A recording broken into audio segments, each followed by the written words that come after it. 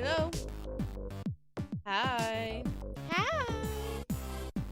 Alright, let me pause the music. Hang on. Hi. How's everyone doing? How is everyone doing? The paintbrush, I feel, is just boring. Yeah, I don't know about the paintbrush. I actually really like it personally, but that's just me. I forgot Octo. How you doing? So my original plan was to do some series, but oh wait, things didn't update. Honestly, I don't know if I have the guts to do series right now. Doing good? Good to hear, good to hear.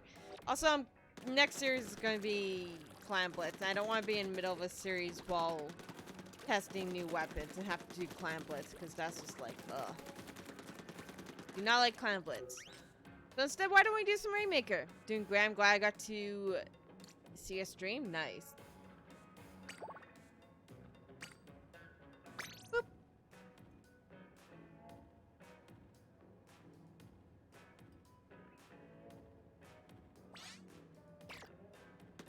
Alright, if anybody wants to join up, you can.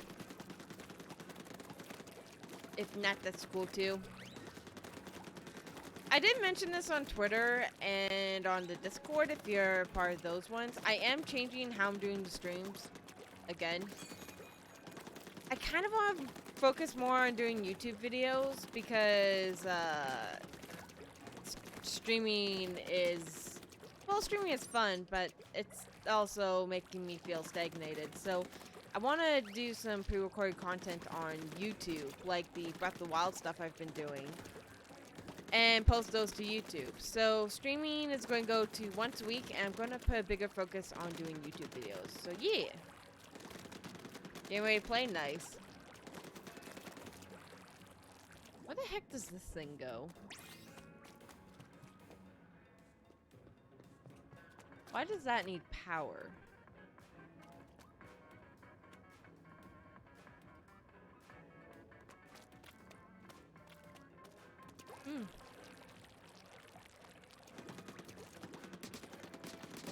So yep. In case you're wondering where streams are at, I'm still going to be doing a lot of the streams. But man, streaming also takes so much energy that I don't have time for much else. So yeah, that's mostly why I'm doing that. Nice.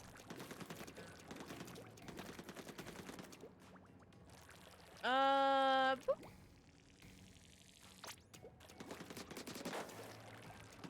Anybody else want to jump in?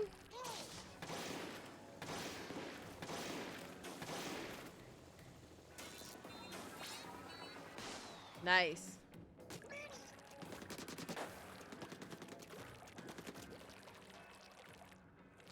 NZAP, eh? Didn't we just get a new NZAP? Can't remember if this game just got a new NZAP or not.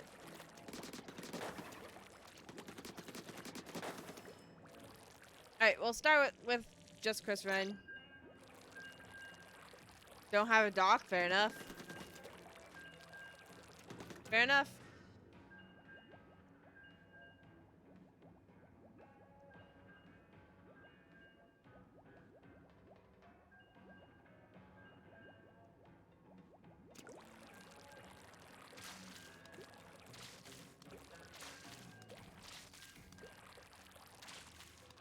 One thing that I did notice is that the squid jumping thing, where you go like this, it's not going like directly behind you or directly in front of you that causes it. It's just going in a different direction. So even if you were to go forward from going, oops, that didn't work. Even if you were going to go forward like that, I didn't actually know about that. So I've been learning something new. I'm trying to get good at it. But I am not yet. But with that squid jumping technique, you can actually use it to get over gaps you normally wouldn't be able to, which I think is really cool. I like how we're the only English names here.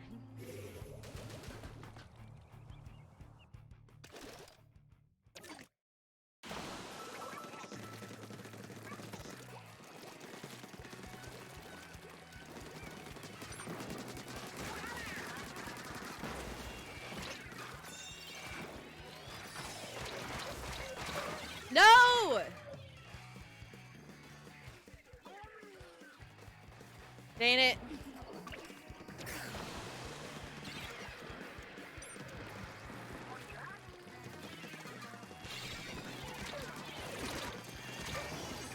Ah, shoot. Reckless Challenger. Ooh, I like that title.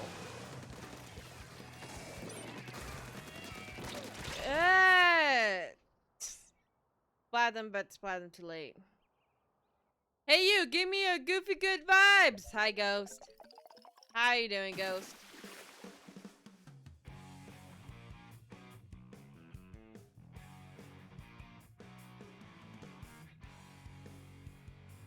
Hi! Doing good? Good to hear it. Good to hear it.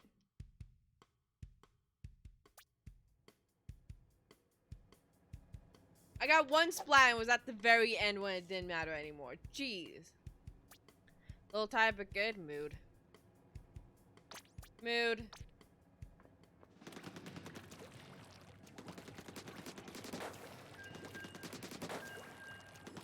Still want your vibes? My vibes are going to be sleepy vibes. I was trying not to fall asleep earlier. Mostly because oh my gosh, I had pho for like the first time in forever. And I got like the medium-sized bowl because I'm just like, I'm not that hungry. Like I can eat like a full bowl of pho when I feel like it. I have done it before. It's amazing. Love pho. Love pho. But I got a medium-sized bowl because I wasn't that hungry. Man, there's so much in there. So much in there. So right now I just have belly full vibes. I have a belly full vibes? No. That sounds wrong.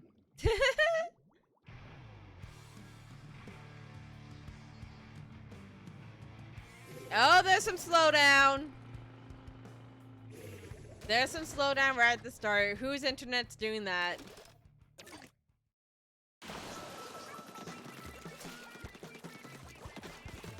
Actually, earlier I was talking about YouTube. Today the newest episodes of Tears of the Kingdom went up in case you want to go see it after this stream.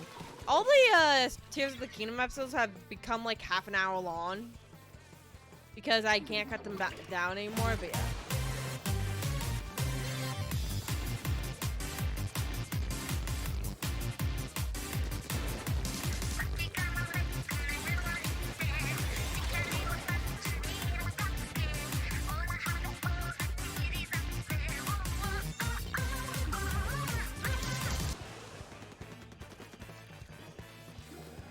You can get up here. Interesting. Hi, Botness! Can we get a shout out for Botness? Actually, I might have to do it. But hi, Botness! How you doing? Thank you so much for the sub. Very much appreciated. So very much appreciated. Oh my gosh, thank you. I hope you enjoy all the benefits of being a sub, like ad-free viewing, which is very important. You another one of your benefits. The emotes. Enjoy all the tier 1 emotes. Oh shoot. Thank you. And so much more.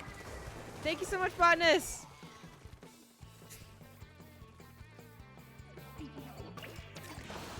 How you doing, Botness? Seriously, if you've not checked out Botness' stream, Botness is a very cool dude. So go check out Botness if you haven't already.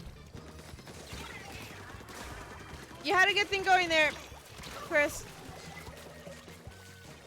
Just finished hunting. It was great. Oh, right, you were playing Monster Hunter. Did you, they announced something today. Did you get the chance to play it? How are you? I'm doing good.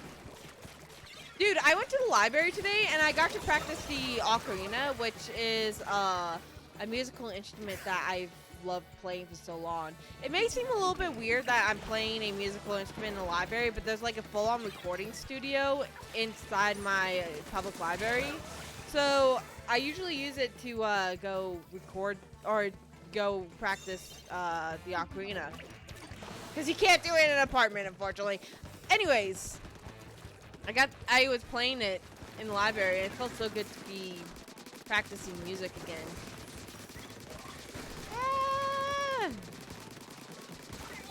Hi, Michelle.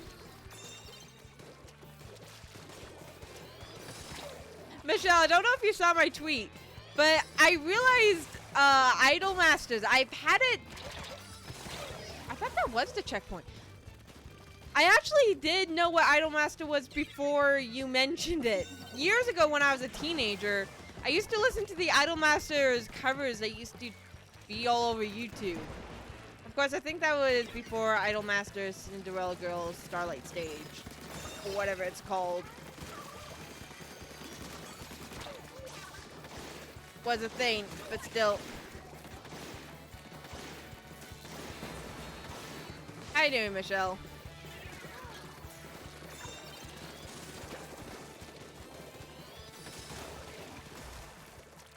Come on!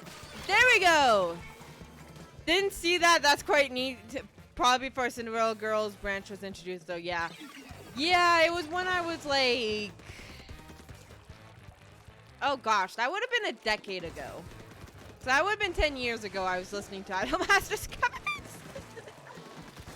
Oh, how wild. But I'm actually kind of glad to see that it's still going. I thought to a random person named Bethany to subscribe to Bot's channel. Yeah, go subscribe to Botness's channel, and please subscribe to my channel too. I'm gonna have a lot of content up there. Please. Like, Botness is just required viewing at this point. Botness is just required viewing. But can you please sub to me? I think the CG branch is like only 10 years old. Oh, maybe that was what I was listening to then.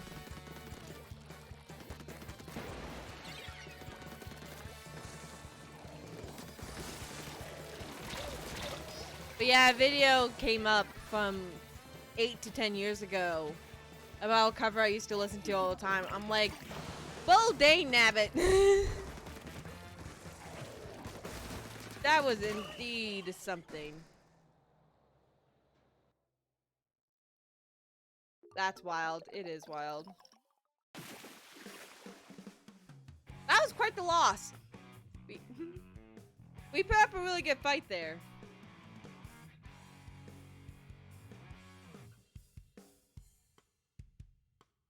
Oh, they did. They really did.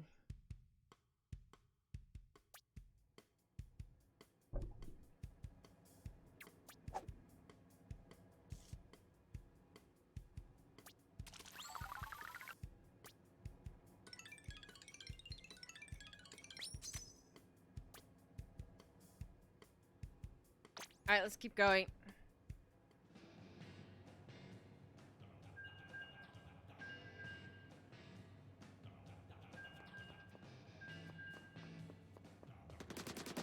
Nice.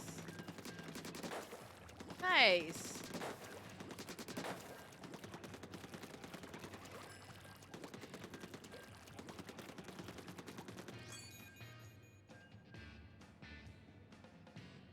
I should probably look more into what Idol Girl or what Idol Master is doing now because, man.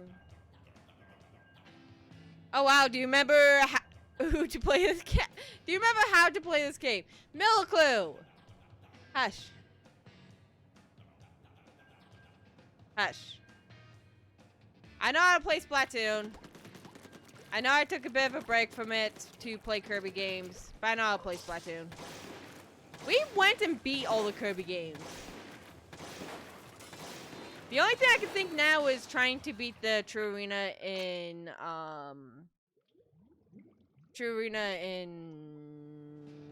Return to Dreamland. Oh yeah, the switches were dead? I mean, actually, they might be. Alright. I'll open... Oops. I'll open up another room with no password.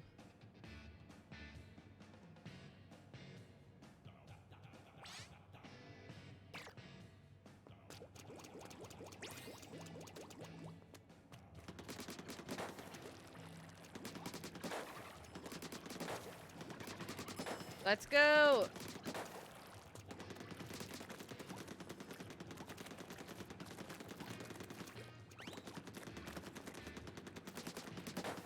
Man, the RNG on that thing kind of sucks.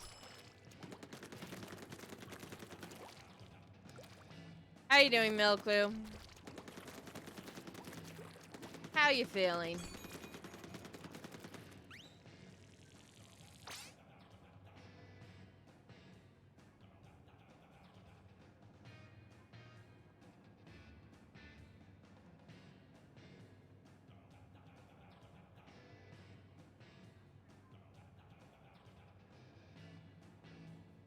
Wait.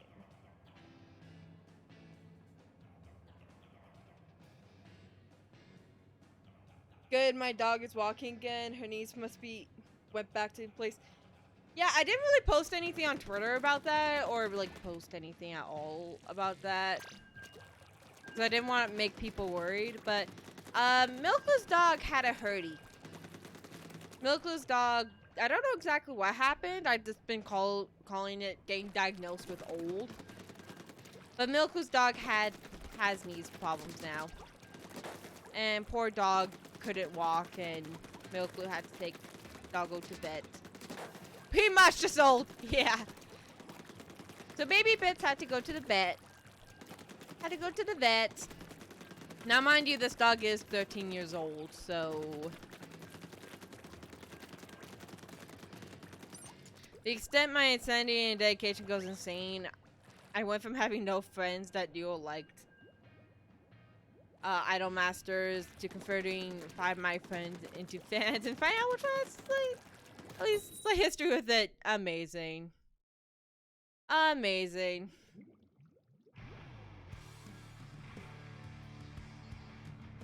Let's go! Out of curiosity, has anyone taken part in the challenges Splatoon has been posting? Because I actually didn't get the chance to take part in any of them because I fell asleep. Oh, I'm sorry to hear that, Chris. Much love to that friend.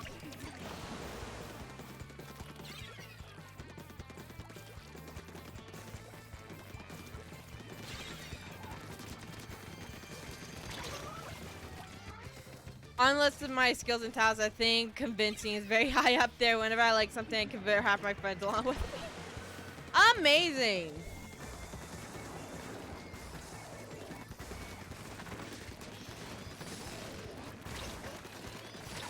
Ah, shoot.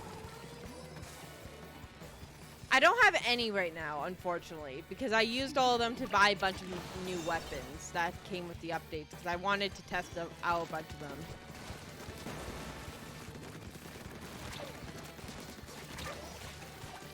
Hi, Inkley!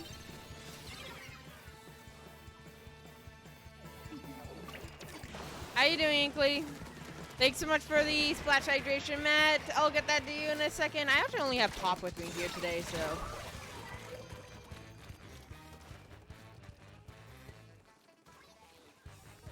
There you go. Also, I just realized I forgot to give Botnus a shout out. I'm sorry, Botnus. Sure, Botnus is just lurking right now. Ah!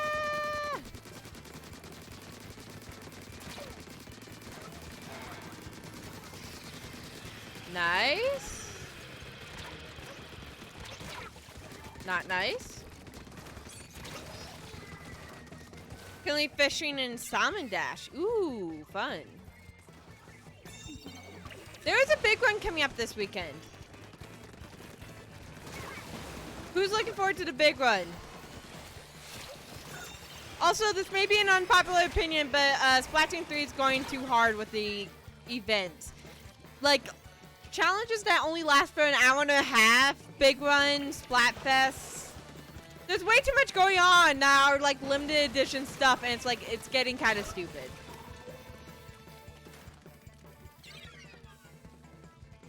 I think I also tried the first challenge, but it was stupid. I also tried the Trizuka challenge when that happened. Did not happen. Oh, I'm sorry to hear that, Michelle. Hey guys, look, a challenge! Play on the maps you probably already played on today. Yep.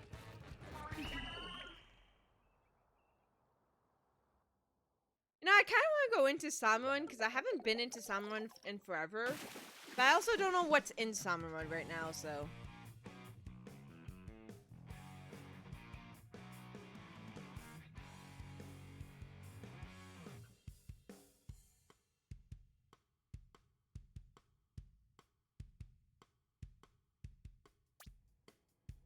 I waited until midnight to play on maps I already played 2 hours worth of games on. Yeah, that's poorly planned.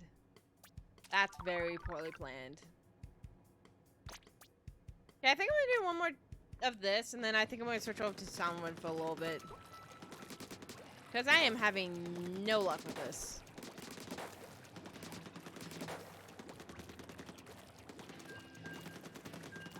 Got it 13 times? Nice.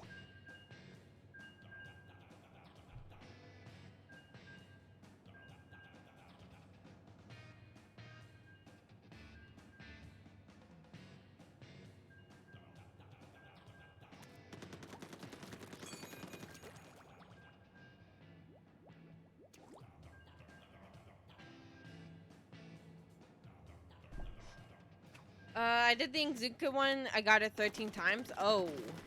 Oh, wow. Then the Trizuka one, in my opinion, was just not fun. Only getting to bring weapons that I already had it was a downer. Then I, like, tried playing Clash. But I stuck way too hard against everyone else who has Flash Hunt and Hero Shot. Ooh! Yeah, no! Clash Blasters versus those ones. Yikes. Nova best weapon? Nova Blaster's pretty nice. I know, I didn't get the chance to try them, so I don't know how they work. But I'm still wondering why they didn't do like what Fortnite does. And people are gonna be like, "Why are you comparing this game to Fortnite?" I'm like, but Fortnite kind of has a good thing going with its daily challenges. Then it was Tower Control 2, bro. All you gotta do is fire out the tower and it's all out of over. Yeah, that is actually something else I didn't understand why they did that. Why they did Tower Control over anything else.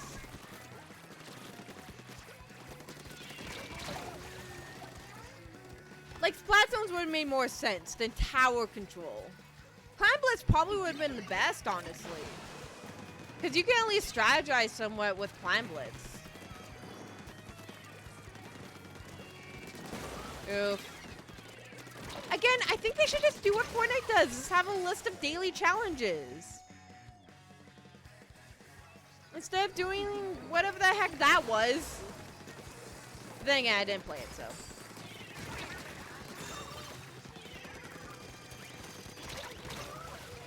Yeah, I was thinking it should have been Clams. Clambless would have been a lot of fun with Trizuka only.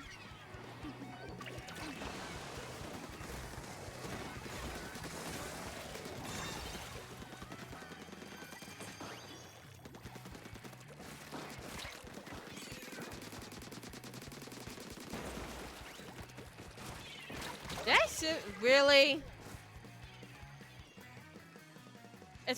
It's not like you can use the Trizuka on the objective in Clam, so yeah.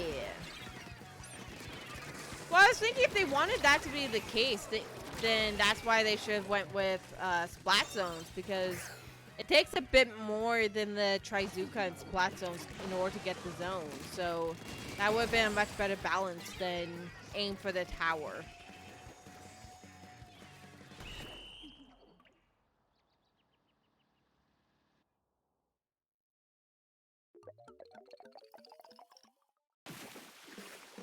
Okay, I'm gonna jump into some Salmon Run. I'm in the mood to do some Salmon Run.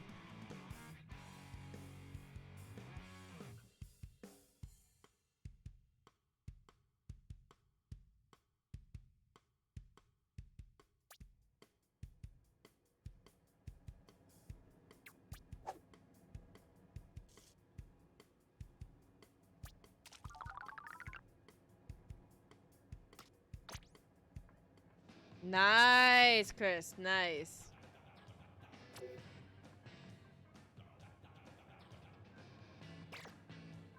Why can I not leave?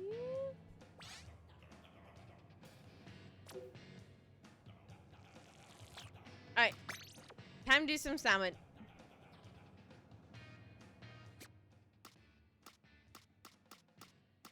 Crisco.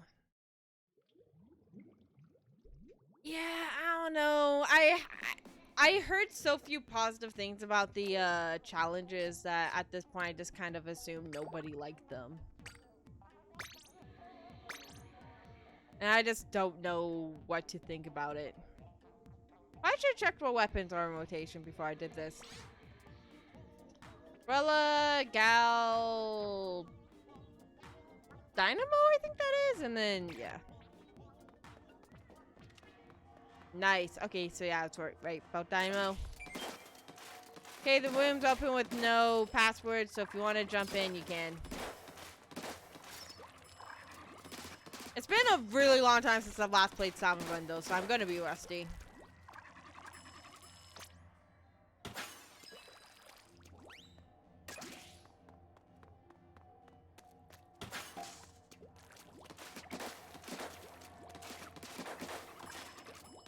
Undercover got buffed? Nice.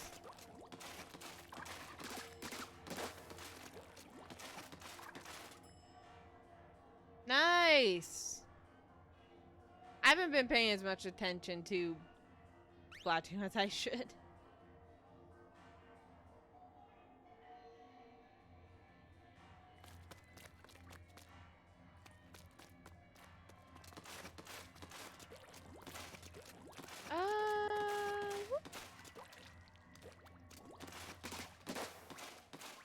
So what exactly did get buffed from the undercover umbrella? It feels like it's taking less ink to actually use. That could just be me, because I don't use umbrellas at all.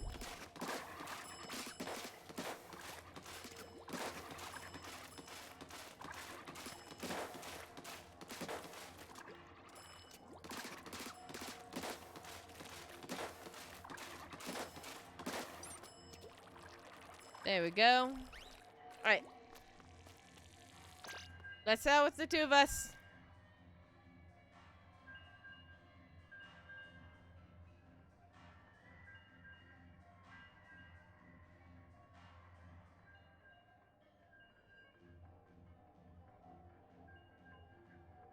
Botness was here earlier, but I kept forgetting to shout him out, so I'm just gonna do it now. Go follow Botness. And while you're at it,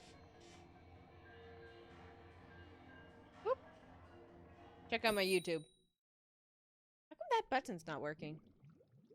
Oh, yep, there it is. Go check out my YouTube. We have Tears of the Kingdom on YouTube. Explosive fried chicken, the butter. That's not a reference to something that should be.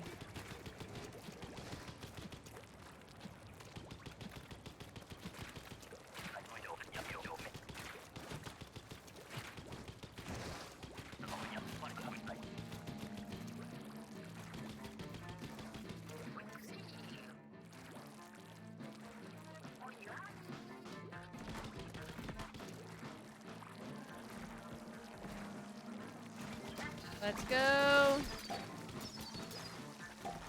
So Big Run is on Undertow, I believe.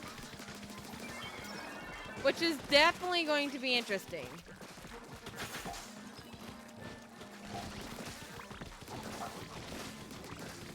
I do wonder if we're going...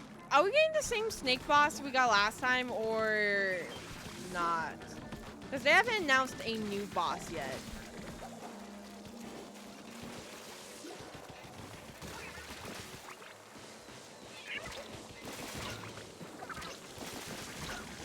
Ah, shoot. Oh yeah, that one new map they added this season, super mid, to be honest. Wait, they added a new map? What?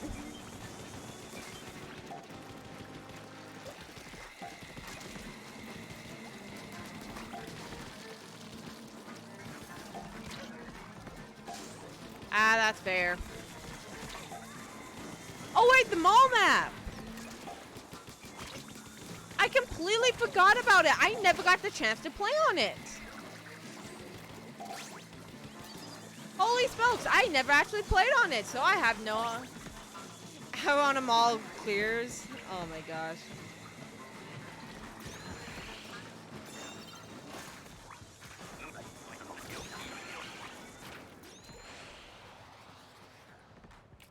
Up and over. Yeah, I might be able to make some waves with this. Yeah, I literally forgot that got added into the game.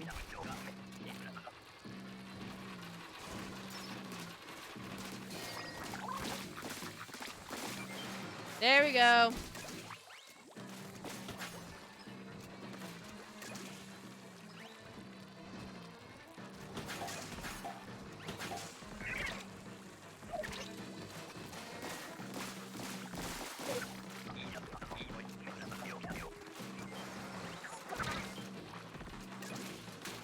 Up you go, Chris.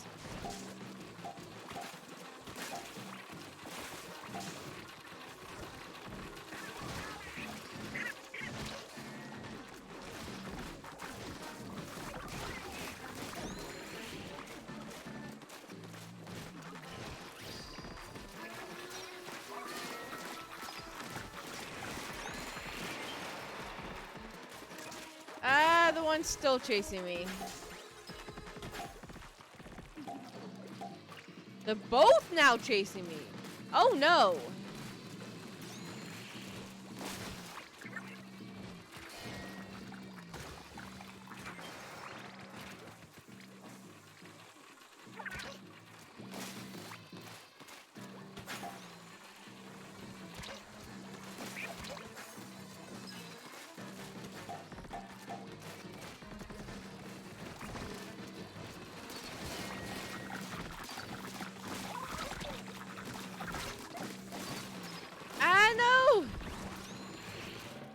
Shoot! Hi, Unmistakable. How are you doing? How are you doing? Dang it, we're so close too.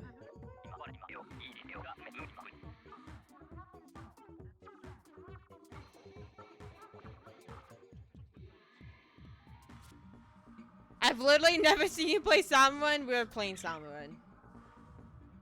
I don't know how I'm professional 3 at this point because I so rarely play this game or this play Salmon Run. But I'm in the mood to play Salmon Run, so we're playing Salmon Run. I think the uncovered shields got stronger so you can press up against the horde a bit more easily. Ooh, nice. Very, very nice.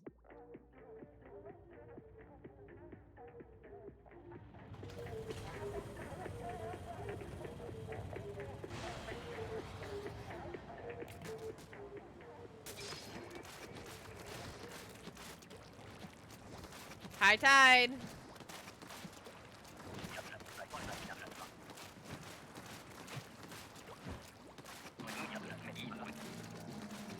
Aha, go down, you.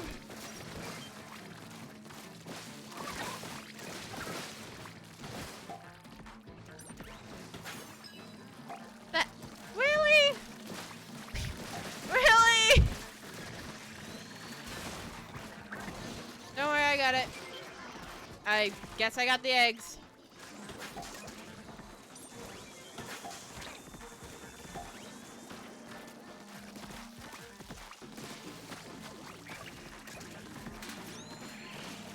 Down I go. No! Smurfy! Bye! Bye, John! Why did you betray me? I knew you could never trust John. Really, Maz? You barely clipped me and you still had to eat me.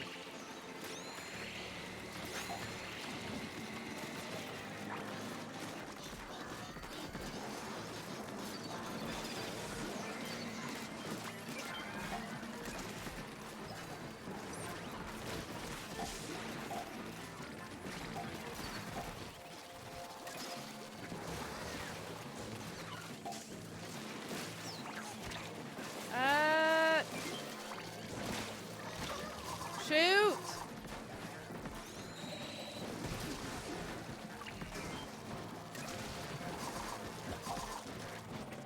That's wrapped. Rip.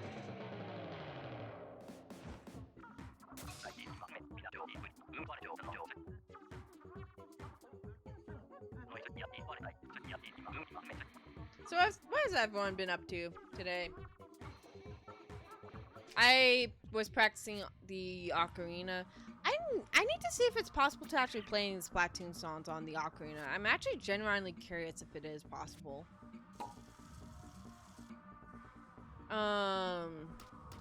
Again.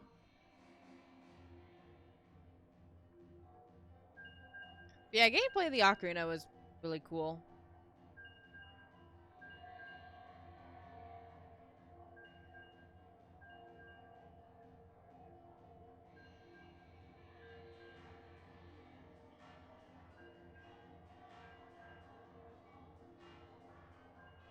Yeah, I'm just checking something.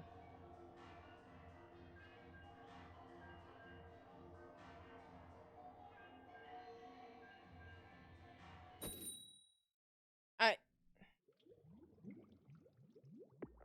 But here's the thing.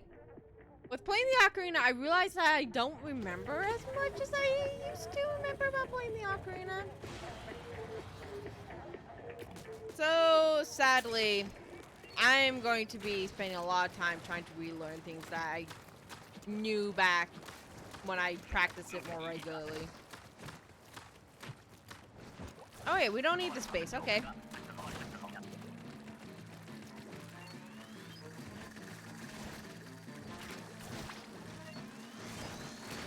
I actually do want to learn how to play this Stinger as an actual weapon class, because I need to diversify my weapons quite a bit in this game. This game's the most fun when you diversify your weapon field.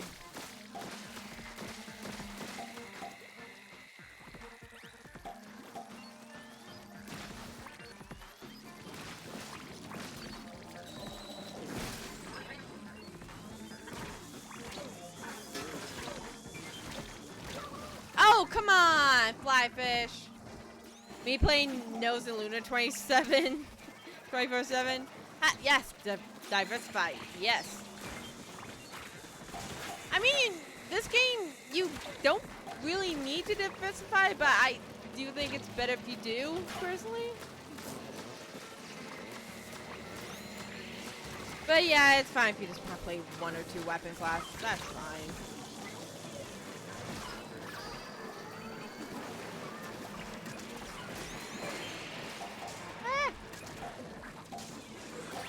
Hey, Bonus.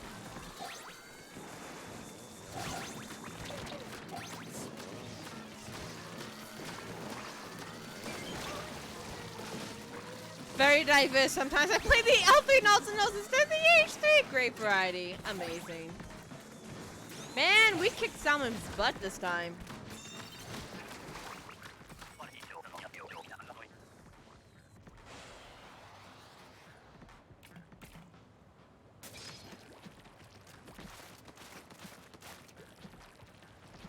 Okay, time for some undercover.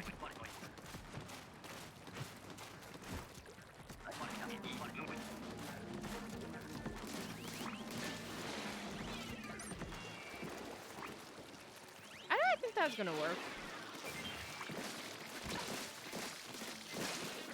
Got it. Time to run like a mad Octo with the eggs.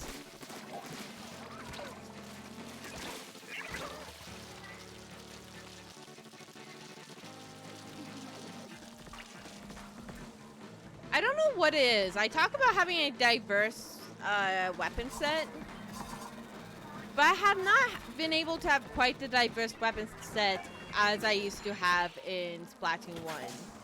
I had a pretty alright weapon spread, even though they were all mostly shooters, with the exception of the... Yeah, sure. With the exception of the Kraken Roller.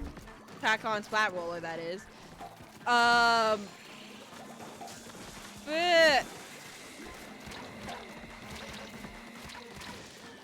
it still gave me a lot of... it still gave me a lot of abilities to change up how I played Splatoon 1. I haven't had that since Splatoon 1, and I want that again.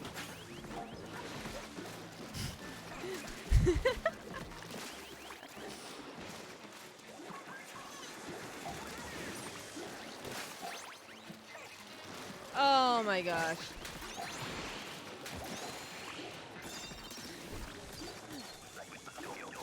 I don't think I could repeat that sound if I tried to. I honestly don't think I could. Dana, I got the dynamo. Shoot!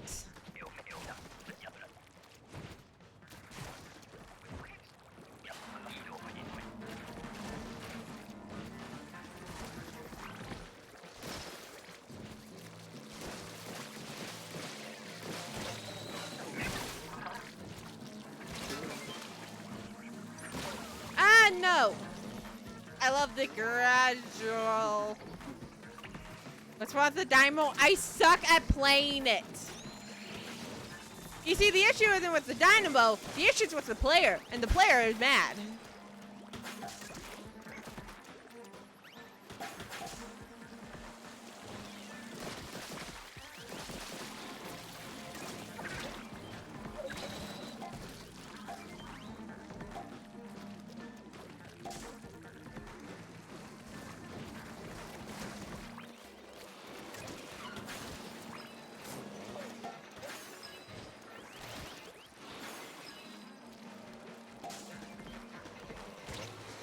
actually kind of funny. I was talking to a friend I knew from high school.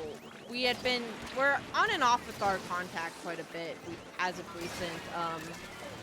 But I was talking to this old friend, and they said it's hilarious watching me stream because I go from the most patient person that they know to just an absolute mess when it comes to patience. I'm just like, what do you mean? I've never been patient. Like, you're a lot more patient than you give yourself credit for. I'm like, no. Get out of here, everyone. How did you kill? Oh, yes, Data. We love the Dynamo. The Dynamo's good. The Dynamo's good. Loki just sucks. Oh, can we not got him one more egg? Dang it.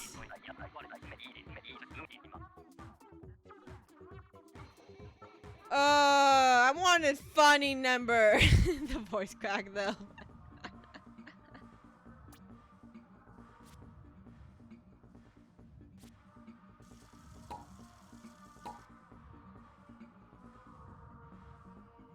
L 98 eggs, no funny number, skill issue. Oh my gosh.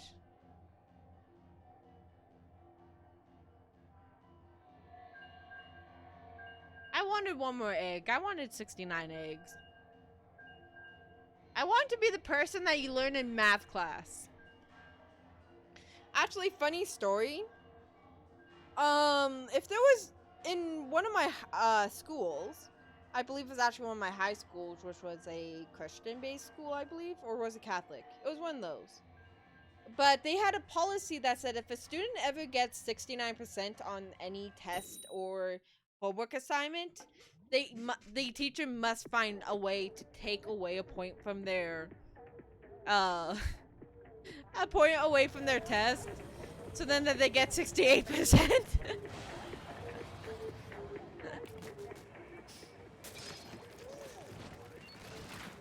They were like, no 69 for you.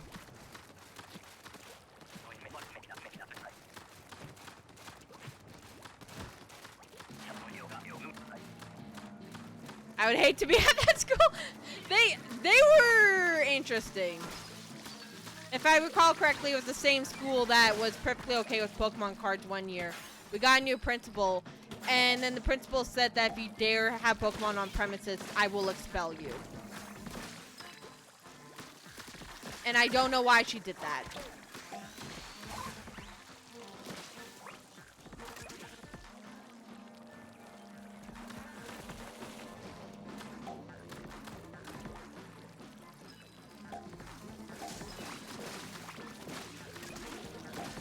Oh, principal? The other principal was like very chilled, very vibe-worthy. But then this new principal came along and kind of ruined everything. That school had a breakfast thing that I really liked, so I'd go to school early to get homework done in order to get the breakfast thing. But then she took that away because students shouldn't be relying on school to get breakfast. I'm just like, that's depressing. I got eaten.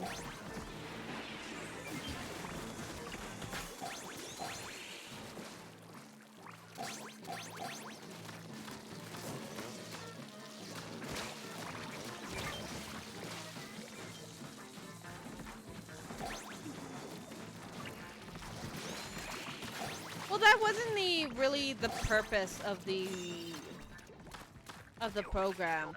A lot of students kind of just came really early because they had nowhere else to go. Like, they all had homes and stuff like that, but sometimes their parents would have to leave really early and they didn't want to be around at home. So the breakfast program was actually kind of started because to give those students something to do so they could be at the school as opposed to being somewhere else. It wasn't like it was an exorbitant amount of time before school. It was only 2 hours before school started, and teachers were there anyways. So it's not like there was like anything too crazy going on there. It was just a bunch of students and teachers and cafeteria staff getting ready for the day. And actually, yeah, that does bring up a good point. Not every kid can eat at home, which is an unfortunate reality that we have to deal with. I don't know. Nobody liked that principal. I don't think she lasted long.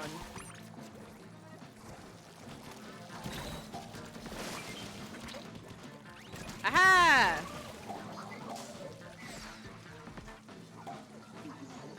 Malchi, how you doing? Thank you so much for the splash hydration. Very much appreciated. Let me take a drink of my pop for ya. There you go. Took a drink of my pop. Probably going to get revived here. Yep.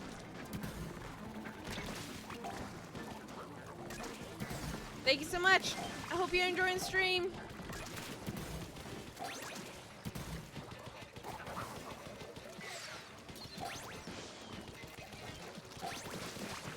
I don't know how they knew I was down, if that was Chris that did that. That was great.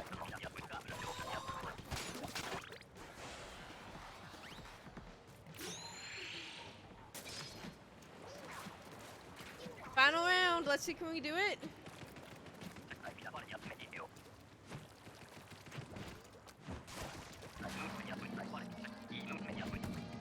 Oh, this was gonna be fun.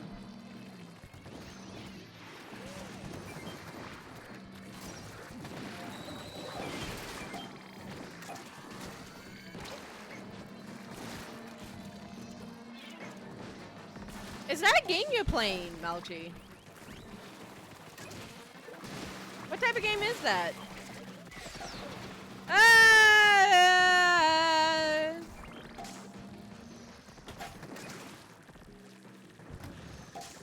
No, I don't know why I'm screaming like that. I should scream the actual way I scream. Ah!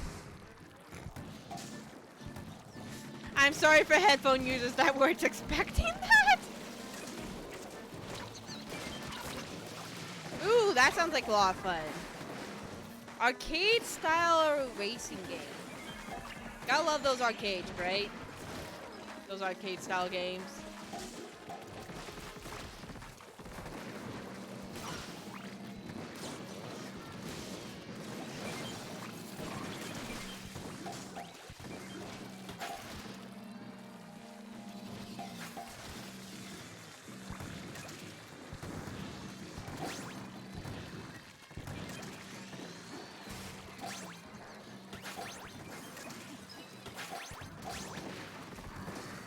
Bravo! Bravo! We did really well on this one. 30 eggs on run run. 32 eggs on run run. Nice.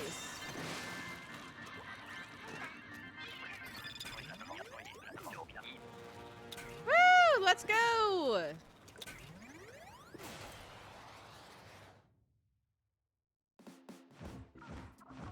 90 eggs!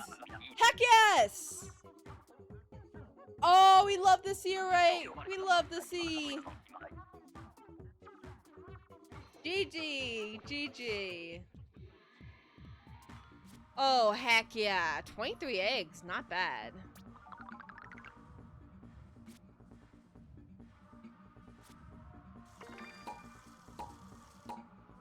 Alright, I'm actually gonna jump out of Salmon Run because ads are gonna start pretty soon here. So that is going to be my cue to take a break. But before we take a break, why don't we see what,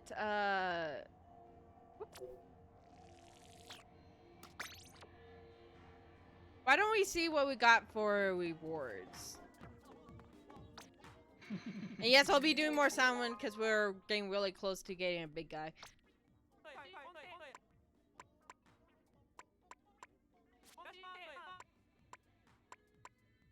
I should probably get one of these to unlock the other ones. Nah.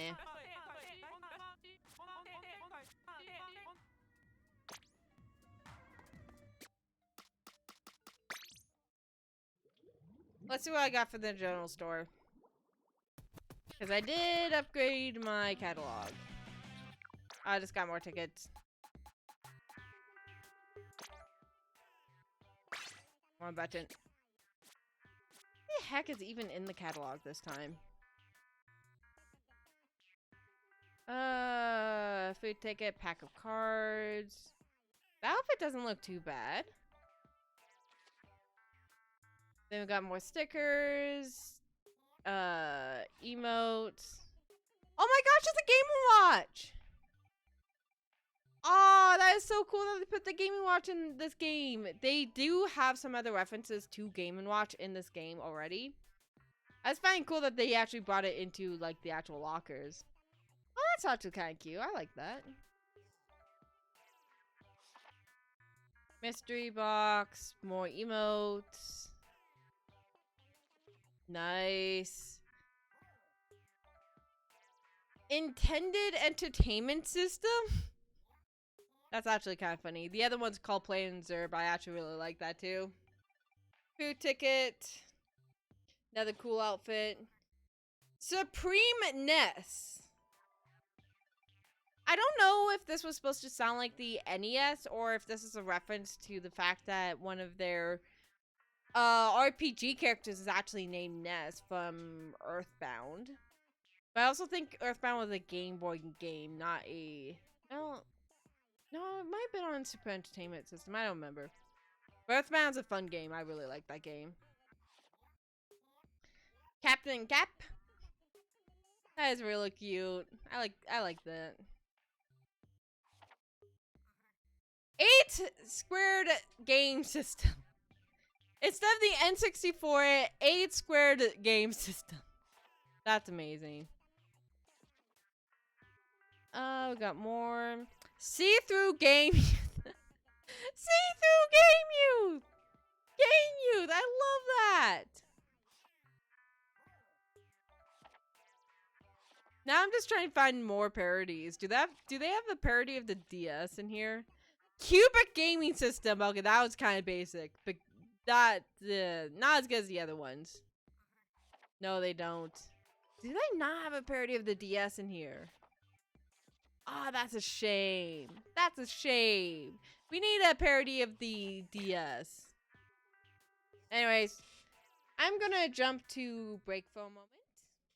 I'm not gonna play lo-fi because I had an issue with the playlist, unfortunately. But enjoy this art from Michelle and Genji. Nice, so enjoy some music.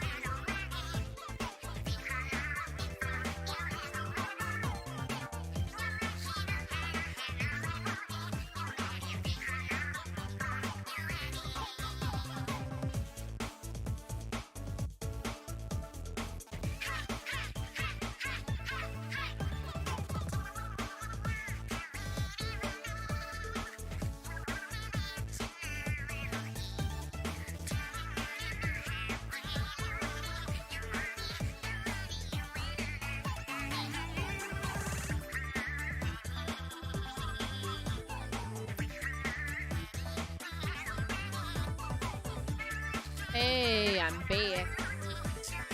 I am back. Let me pause this. There's something nostalgic about Splatoon 2. I don't know what it is.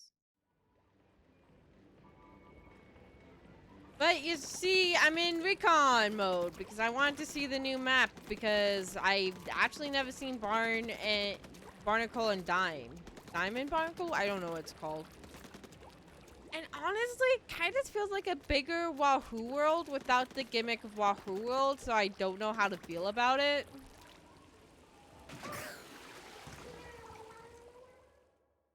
I'm really not sure how to feel about this map. Maybe I'll feel differently when I actually get the chance to play a game on it or two. I want them all easy sweep.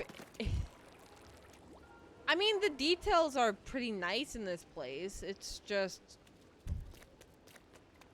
I don't know.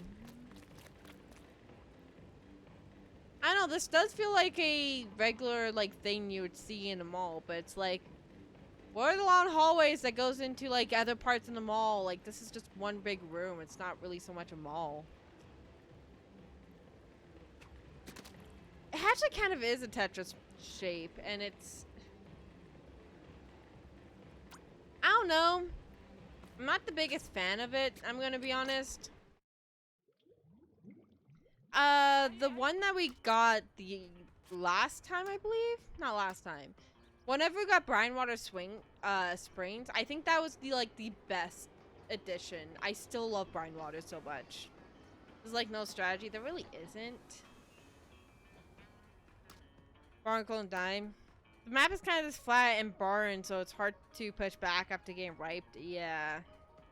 You watch the middle, then you watch towards the spawn area. That's the only path's options. That's all you get to do. Yeah, I don't understand the logic behind it. Like, maybe they were thinking for, like, a particular set of weapons. Like, maybe for those that really like doing crowd control. Crowd control weapons typically are splatlings, blasters, and I think snipers? No, not snipers. Shoot, there was one more class that was really good for crowd control. I can't remember. But maybe they thought it would be good for those weapons. But I actually think they would be at a disadvantage. Because you can't really do much on that thing. So I'm just like...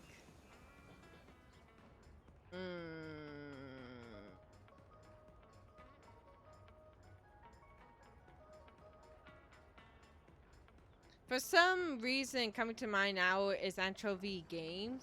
You had a lot of fun, extra mechanics and places to go. Well, yeah, the map itself was kind of... In Anchovy Games, I don't know if it's in this game, actually. No, it's not, so I can't show it. But like in Anchovy Games, it was a pretty barren map itself. It had different levels, sure. But it had mechanics that you can use to gain access to things you normally wouldn't be able to have access to. That made it really interesting. But that's not the case for Barnacle and Dime. It's just kind of there. I am glad we got this one back, Humpback Pump Track. I love Humpback Pump Track a lot. Did we get the other skateboarding one back too? Doesn't look like we did. Yeah.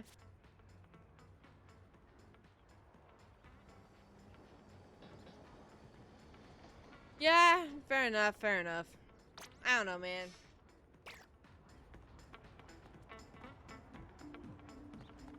Is there water in this game? I don't think it is, to be honest with you. There's another shopping-based one.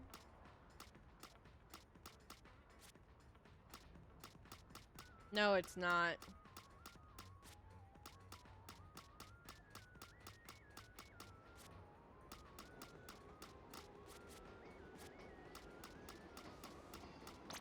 Yeah, I don't know what's going on with this game recently. They are doing like a lot of stuff. Like a lot of stuff, and a lot of it's not working.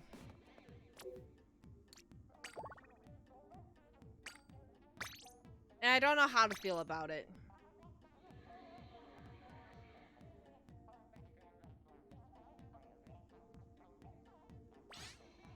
same thing with Anchovy Games. They had side areas where you could really battle it out for the advantage if you wanted to. And while I may not like it, Salt Spray Rig had a lot of areas where snipers could really take advantage of the areas.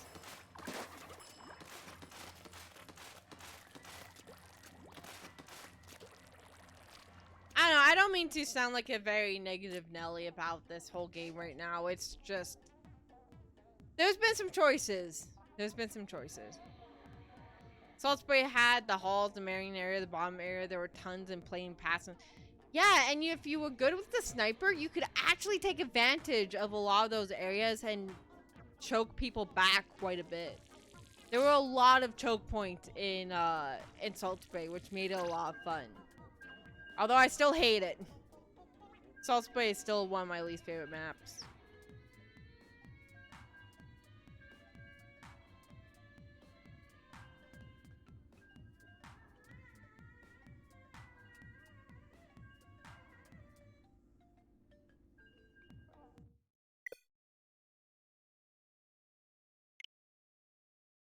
Okay.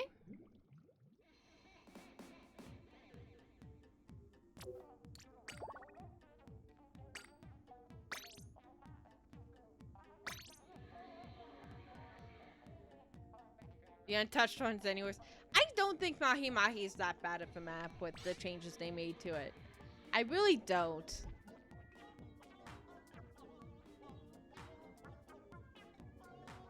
Chris, did you also disconnect or did you get sent into a game?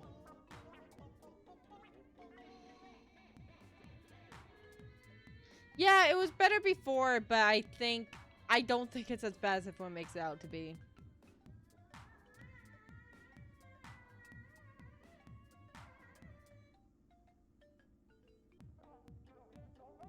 Yes, DC'd? Okay. If you want to join back in, you can. If not, I can just jump in with randoms. Mahi Mahi OG had bouncy pads too, or did I misremember? They didn't have any bouncy pads until Splatoon 2.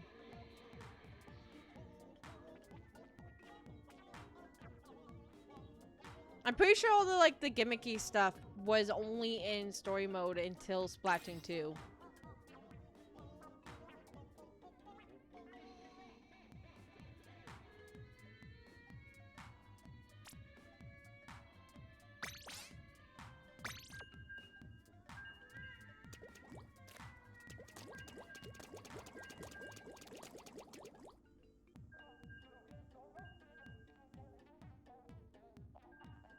Yeah, no, it did have the water level as a gimmick. That's Mahi Mahi's main thing.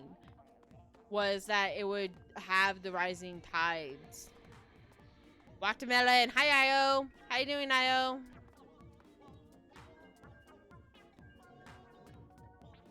No, they do. They do. It's just, I'm going to be honest, the difference between Mahi Mahi first half and Mahi Mahi second half is not that big of a difference.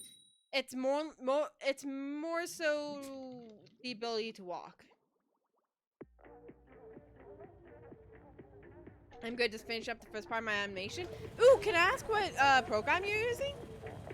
Doing fine temporarily in a Florida man. Temporarily a Florida man. Hey, nice. It is now. It is. Adobe, nice. Nice! I hope you're having fun. No, it was a bit more drastic. Like, where the platforms were placed, I believe sometimes in the middle, or I believe in the middle flat out, you could do platforming in the middle. That's not the case in Splatoon 3, so yeah. Fun, you could say that. I mean, I don't know what to tell you, man. I like doing things. I could never do animation because I can't draw to save my life, but yeah. But I am also learning the how to play the ocarina for like the 6th time in a row because I keep taking year-long breaks and forgetting everything I know. I can sort of play the 8 melodies from Earthbound.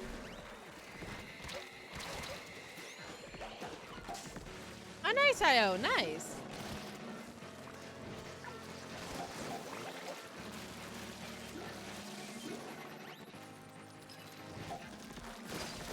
I mean, that's fair. Hammerhead died. Hammerhead was a very weird map. Can somebody help me, please? Please. Thank you.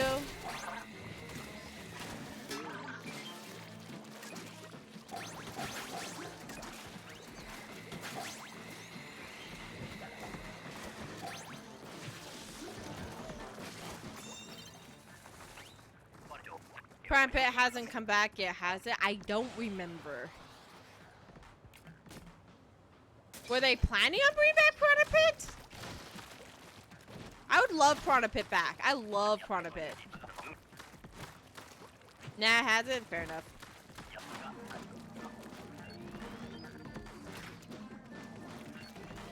Yeah, I know. There's not much I can do about those.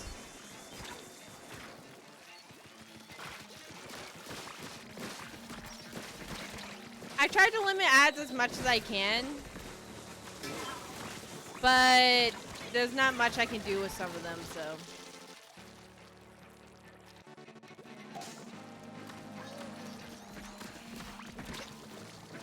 Normally ads would only show during the breaks, but I think that's only video ads. Piranha Pit was a fun map, yeah.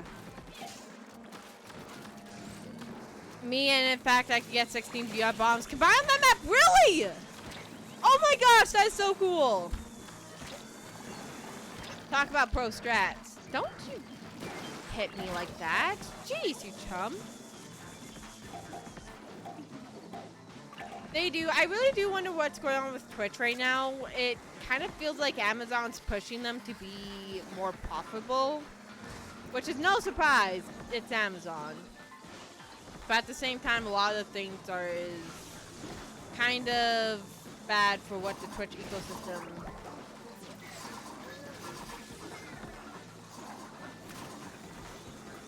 has become.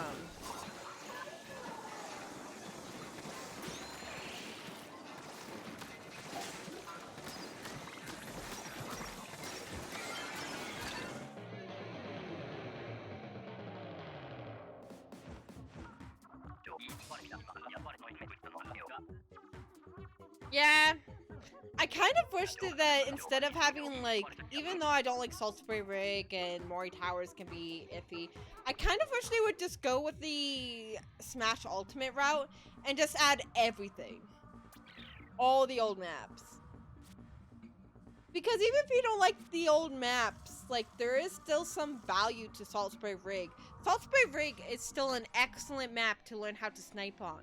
Because Salt Spray Rig has so many points you can take advantage of sniping on. Bluefin Depot I don't remember too well. Enchanted Passes is iconic. Like, yes, Slay Queen.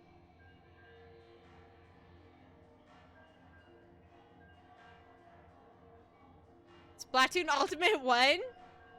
Be honest with me though. How many of you guys would just want all the maps available in one Splatoon game? Slay Queen, slay! They could become a classic browser blog with 10 million ads everywhere.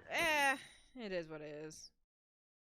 Did you just say Slay Queen? Only because Michelle said it first.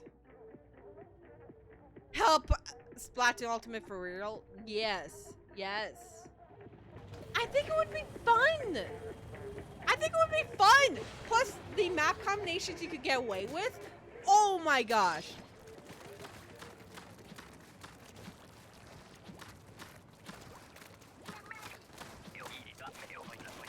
It sounds so wrong when I say it. Why does it sound so wrong when I say it? I know I'm not like the spill tea type. It's actually kind of funny. One of my friends was telling me that they think it's funny that I don't talk about drama or like things that happened behind the scenes. Cause They remember me in high school. I was quite the gossip. I'm like, online that kind of stuff just isn't worth it. Plus, I think I've ironically become a lot more open-minded of a person because I'm streaming now. I wonder if Big One maps will be available sometime soon. I don't know what they're doing with Big One. What's going to happen to Big One when Splatoon's like 2 years old and they're not doing the events anymore? That's what I'm really wondering. Like, of course, Splatfests are going to go away, but we've barely had any Splatfests. We've had, what, like 4? In Splatoon 2, we've had a lot more. I know that's a weird point to get picky about because Splatoon 3 has so many events, but I'm just like, why does so little Splatfest compared to everything else? And also, what are they going to do with Big Ones? Is Big Ones just going to happen like once every few months after the 2 years? So anyway, Splatoon Ultimate. It's okay to spill the tea. I'll drink it from the floor. I mean, what? Thank you, Michelle. Thank you. That would be the smart thing to do, honestly. Make it so then it's continuously in circulation. I don't know if I would like it for private battles only.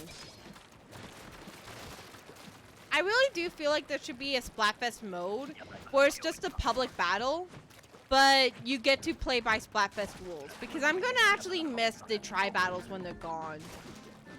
When I'm gone. When I'm gone. You're gonna miss me when I'm gone. You're gonna miss me by my hair. You're gonna miss me everywhere. Oh, you're gonna miss me when I'm gone.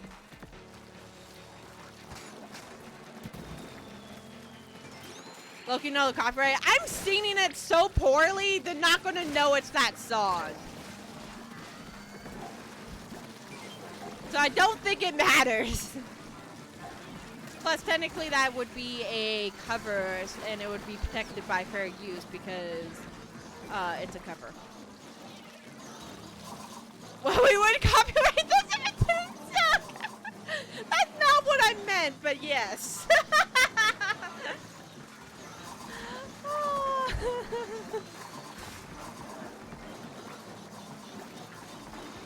I did actually get some audio wrongfully muted on Twitch. And, like, I don't want to send hate to this artist. Like, this could be something completely out of their control. And I understand that happens sometimes. But some of my Twitch audio got muted because of that playlist I like to use that has, like, the Five Nights at Freddy's lo-fi in it.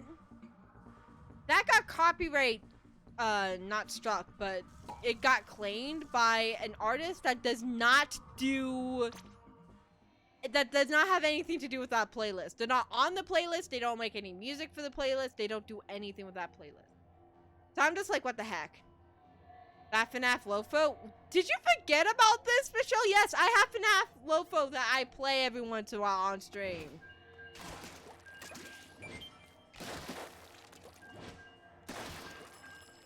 I'm pretty sure you've heard it before, Michelle, because I play a lot. No, I remembered. Ah, okay.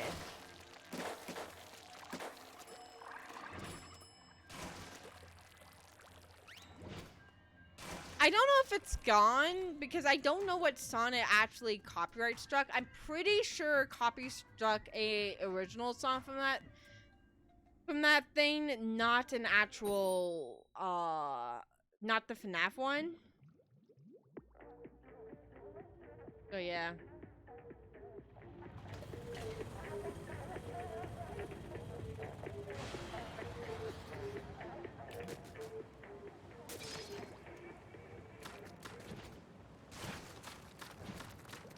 What weapon did I get? Galley kick. So no, I'm pretty sure we'll make a return because I'm pretty sure the FNAF Lofo is good. I just don't know what song isn't. Nice, Io, nice.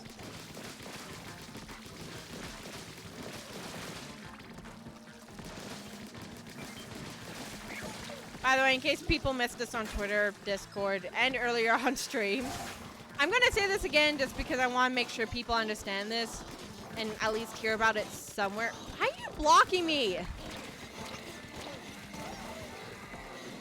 I don't know if they were doing that on purpose or not, but they were blocking my shots. What the heck? I am extremely salty about that. Can somebody come up here and help me?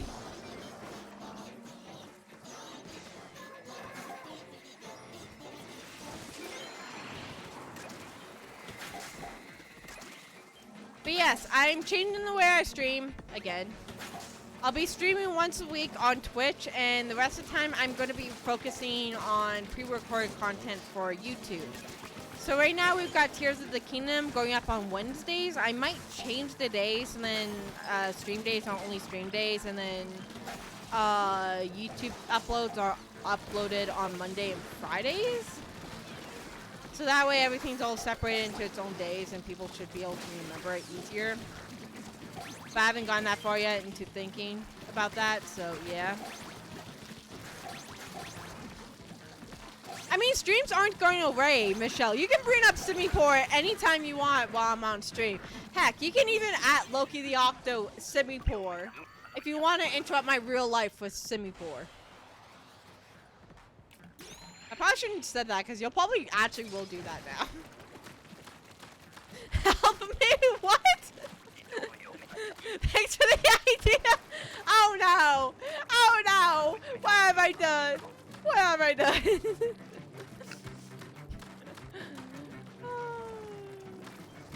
Oh, it's Mothership. That makes sense why there's no one there.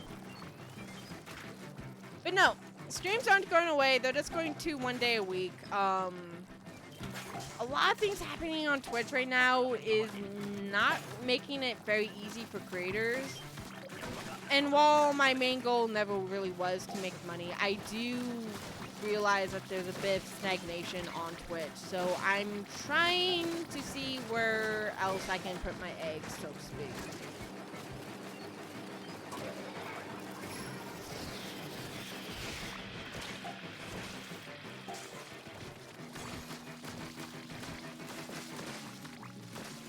Yeah, Loki, why do you pull up?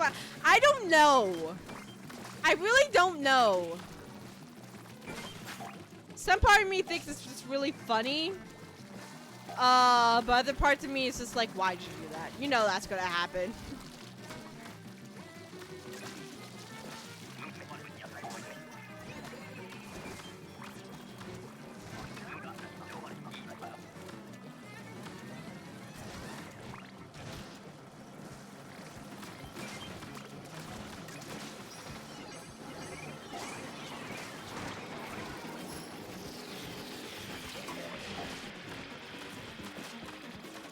Come on.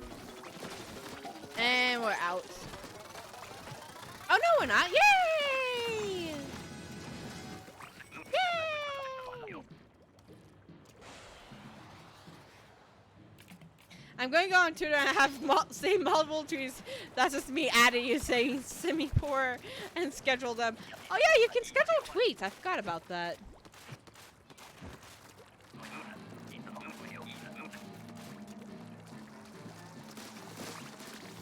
It's going to be a real life jump scare. I'm going to look at my phone and just see it say Simipour.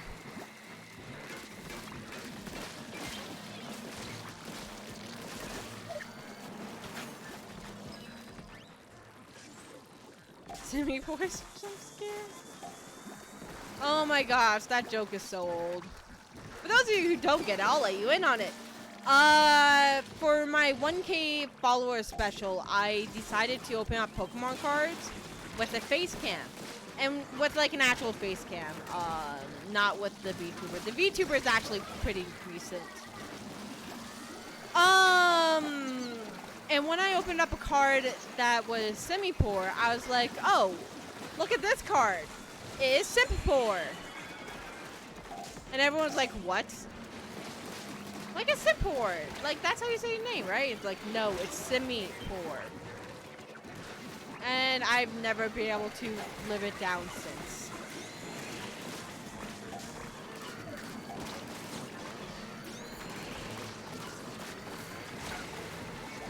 I already know my friends are going to be so confused, but it'll be more than worth it. Actually, if you add someone first, it won't show up on your friend's timeline. It will just show up like in the persons you're adding mentions. So if you don't want it on your timeline or on your main feed, it will go into your replies. Nope, and you'll never live it down. I legitimately did not know it was pronounced Simipour. I thought it was Simpor for many years. And the worst part about this is I was a part of Pokemon clubs. And at any point in time, all these people could have corrected me, but they didn't. I don't know why they didn't. I am so confused why they... job score is 69. Nice.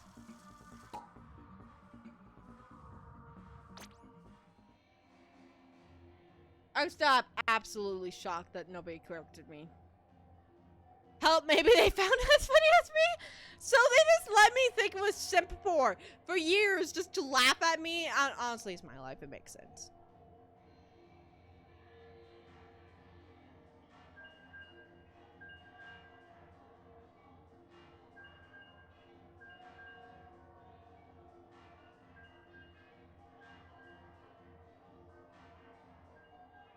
These multiple things that will never be forgotten here. I'm actually surprised the, I was just about to say the Meta Knight thing got forgotten, but no, apparently it did not. Simple Meta Knight, Nigga Daniel. Nigga Daniel's just so silly.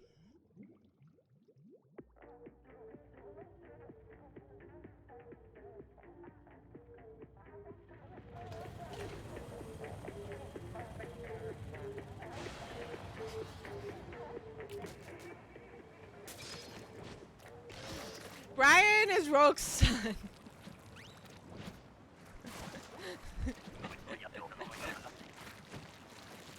Did I say that wrong? Yes, you did. Very wrong. I thought it was the names that I was saying wrong. I was like, is it not Rourke? Is it not Brian? Everyone's like, that's not the issue we're having here. That was quite the moment in the Nuzlocke.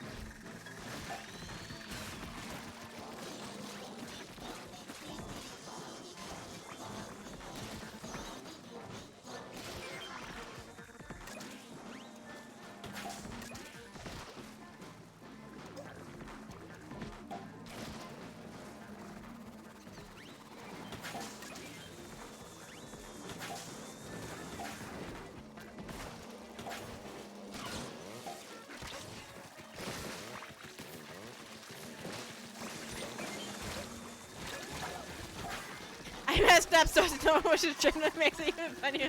I'll never forget when that happened. I think I even backed up that hard before.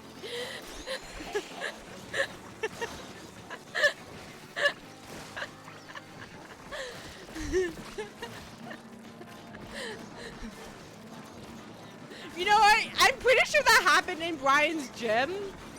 But I honestly thought Brian was the one that we fought before. I think that was my actual thought process, is that I mixed the two characters up by name. I mean, sons can have beards while the dads don't. You don't need to be older than, like, your dad to not have a beard. To have a beard, I don't know. Also, how do you be older than your dad? Can you be older than your dad? I don't think you can.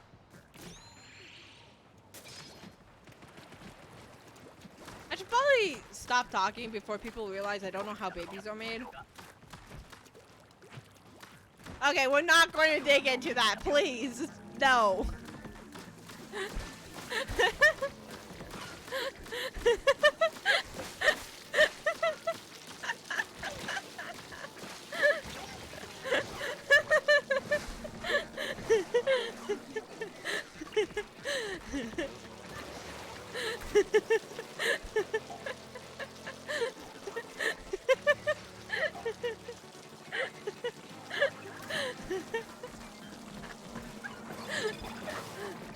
I like how people are like low-key no, but then I was just like, you can't be older than your dad if you use murder.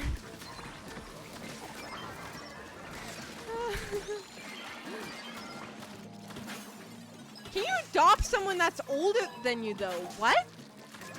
How would you adopt someone that's older than you, though. Like, technically, you can adopt adults if you want to, but how would you...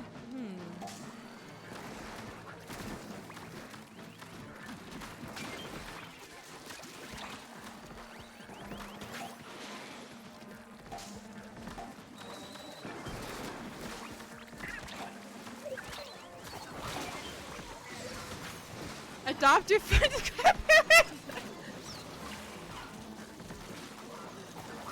Wow, that takes Macklemore's song to a whole new level.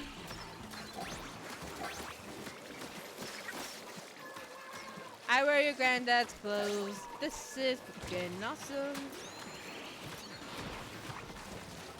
What's this conversation even? I don't know. Io and I are talking about adopting somebody's grandparents. And then Michelle's talking about a clip, and then people just completely skip past what I said earlier. Which thankfully.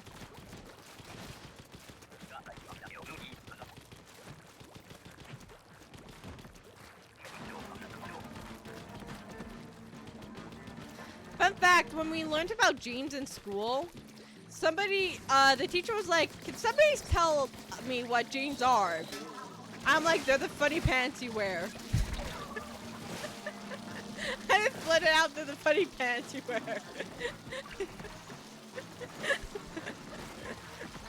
I don't know why I said that.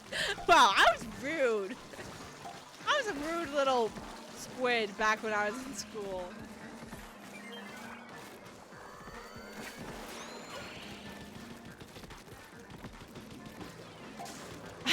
Jeans funny? I don't know. Apparently I thought this teacher's jeans were funny.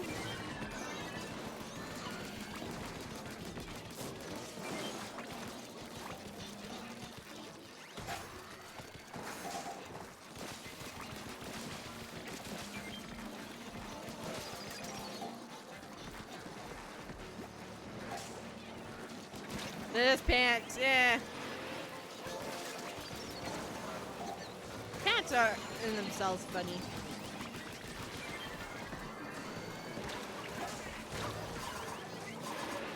I was a gremlin in school. I think we could all say at one point or another we were all gremlins in school.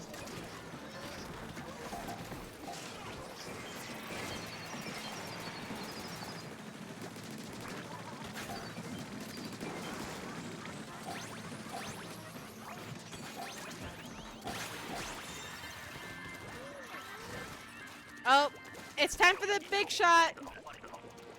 Emergency, emergency. Oh, no, not this time. We're called the pants ugly said. Ah, fair enough. It's in their jeans. Damn it. Oh my gosh.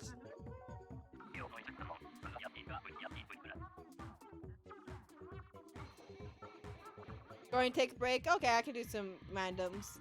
I can do some stuff with randoms.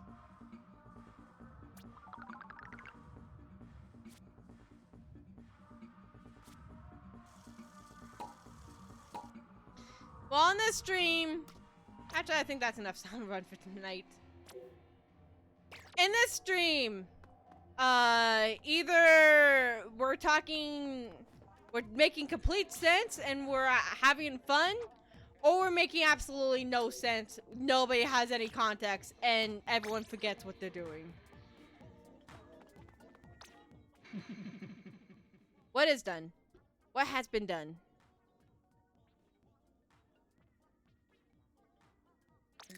I mean, it's not as bad as the morning stream where we decide to talk about what Total Drama Island for an hour and a half. I want to keep intensify action, honestly. Yeah, I want Total Drama conversation. I don't even know why we got onto that tangent. We just did. Yes, we did. We talked about the sequel to Total Drama Island, which was World Tour. No. The sequel to Total Drama Island was Total Drama Action, actually. Twitch really is a fever dream, yes. We are all in a fever dream.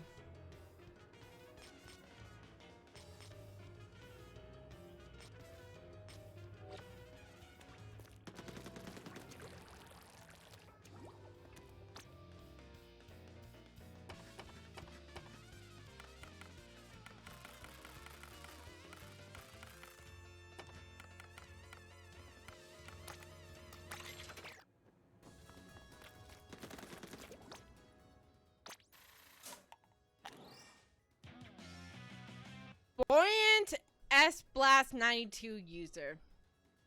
Is that a compliment or an insult? I remember one morning stream where I had Loki watch videos of Seal farting. The video was literally called "A Seal Looks at Me and Farts." And it did exactly what it said it was going to do. The seal looked at the cameraman, farted. Your favorite dream and your favorite dream. Everyone's a favorite dream. Wahahaha!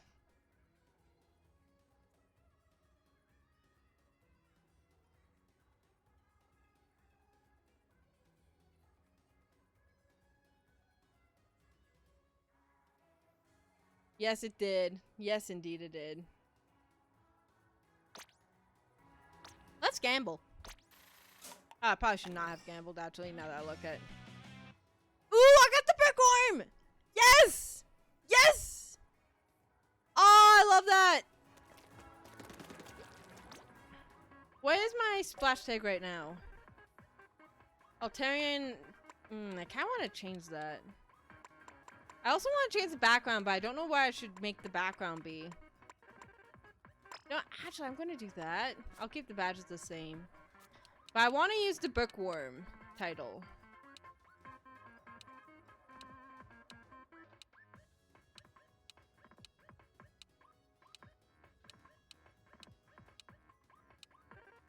I'm going with Dead Tired Bookworm.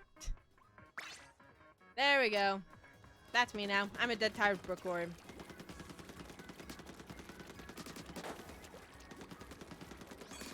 Ah yes, leg bus. The legs on the bus go step, step, step, step, step, step, step, step, step. Look at your locker. I don't know if your locker is in my locker room right now, but I can check. I really have not changed my locker at all recently. I am so happy with how my locker looks. Like, how do I zoom in? Like, look, I've got a demon friend. I got clams. I got a bunch of books. I'm not sure what's up on there, but I'm sure it's important. I've got a bunch of clothes, some headphones, the crown I used to wear, my main weapons. I like this thing a lot. Yeah, demon friend. Look, on one of my top shelves, the big display box. In the game, that's actually called a demon friend. Yeah, let me actually see if I can find what it's called. Demonic Squid Friend. That's actually what it's called. So yeah, Demon Friend. I have the Abyssal Squid Friend and Demonic Squid Friend, but I have Squid, but obviously because of the jokes we have on stream, I have Demonic Squid Friend here.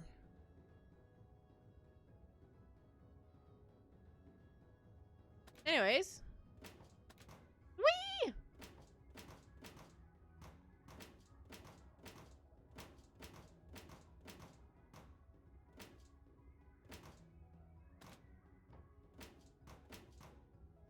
Here's Yuki's locker, I believe. Looks nice. Borat's changed his locker a lot.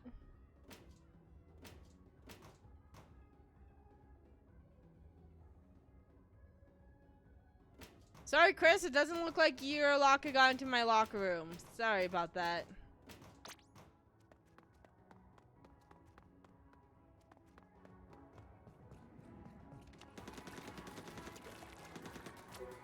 Alright.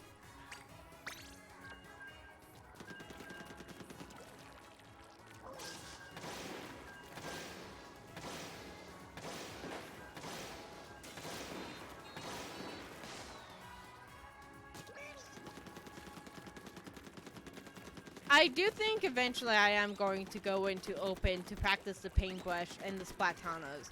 Because I need practice with the splatanas. I desperately do.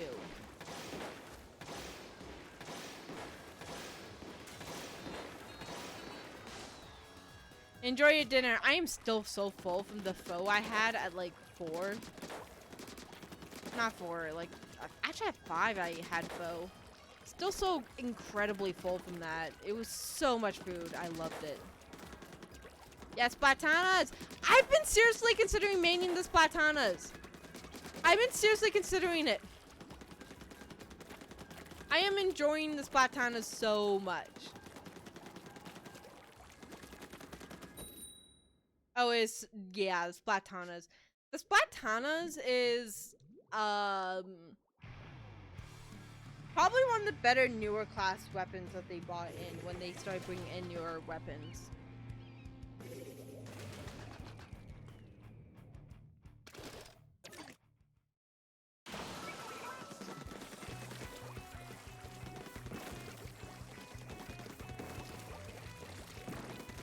We really do. I am surprised with how neglected these Splatanas are.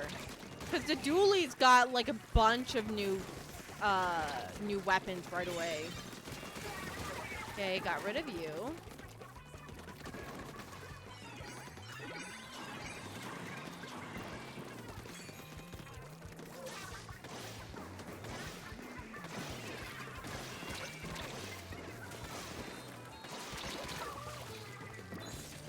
I like the original one better right now because it has better being older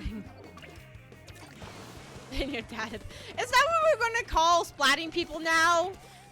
Better being older than your dad abilities? My gosh. What have I accidentally started on this stream? I swear, I'm so close to accidentally starting a cult, it's not even funny. Tri-Stinner and Splatana watching a new blast to get made. This already 6. Yes. I'm actually kind of, again, shocked how neglected the new weapons are.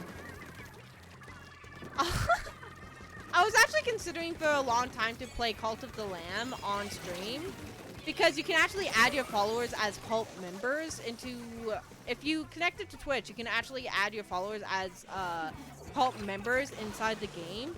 So if Michelle wanted to, I could have a cult member named Michelle in the cult. And I would lead.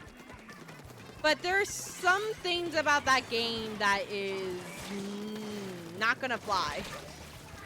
Not gonna fly. New channel meme? Possibly. If you play Stamper, I would recommend using Ink Saver since it got heavily nerfed. I don't really like Stamper, to be honest with you. I don't think I'm going to do that.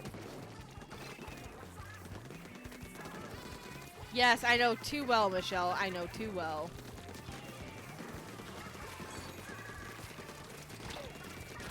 The RNG on this thing sucks.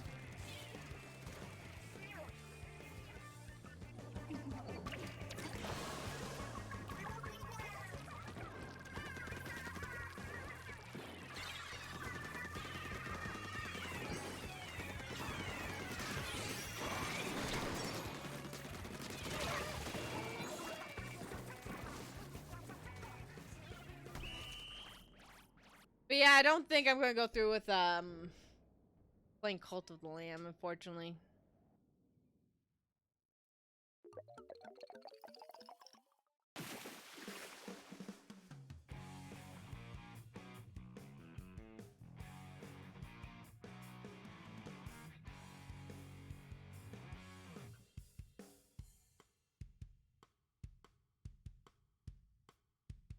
That's weak?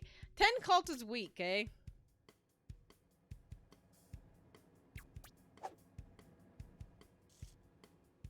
Tried Diablo 4 yesterday. You're a braver soul than I am. I could never try that game.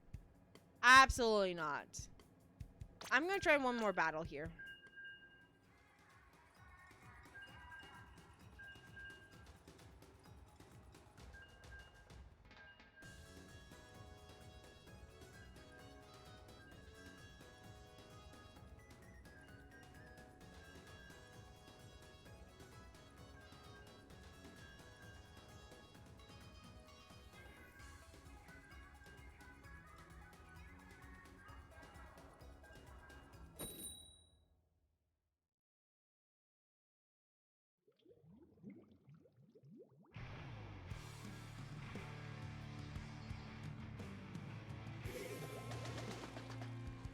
Alright, let's go.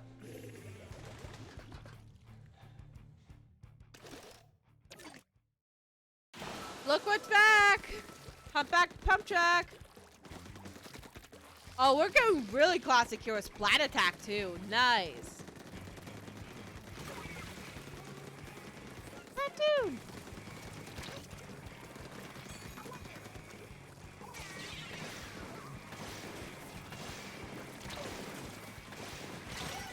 So, how many of you guys are looking forward to Side Order?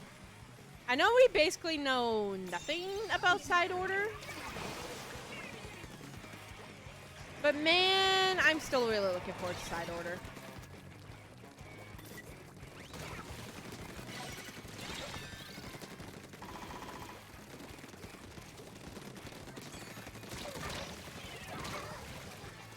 Ouch.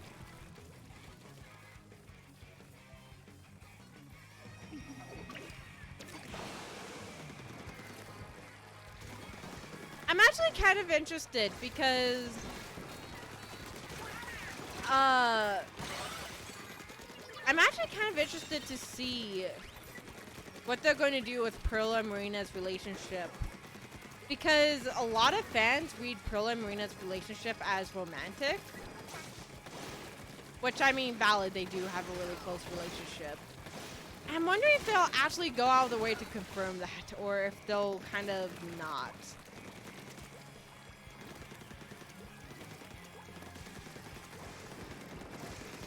Yeah. We didn't really have that much information about... Well, we had more information about the Octo expansion. Quite a bit more information, but we still didn't know nearly anything that we needed to about the Octo expansion to be ready for that experience. Like, my gosh.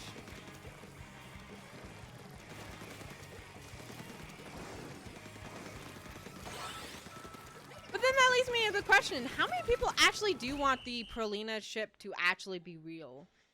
Personally, I am indifferent to it. If it's real, it's real. If it's not, it's not. I think it's cute either way.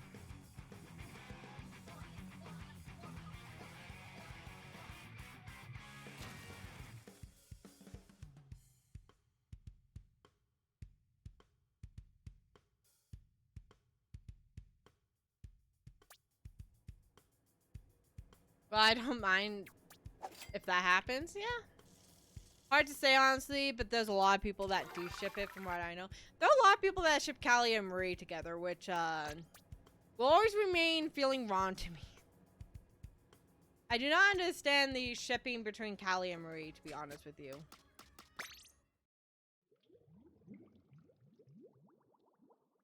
Whoever does that is sus. I know so many people who do that. They what? Yeah, I'm not joking about that. They really do that.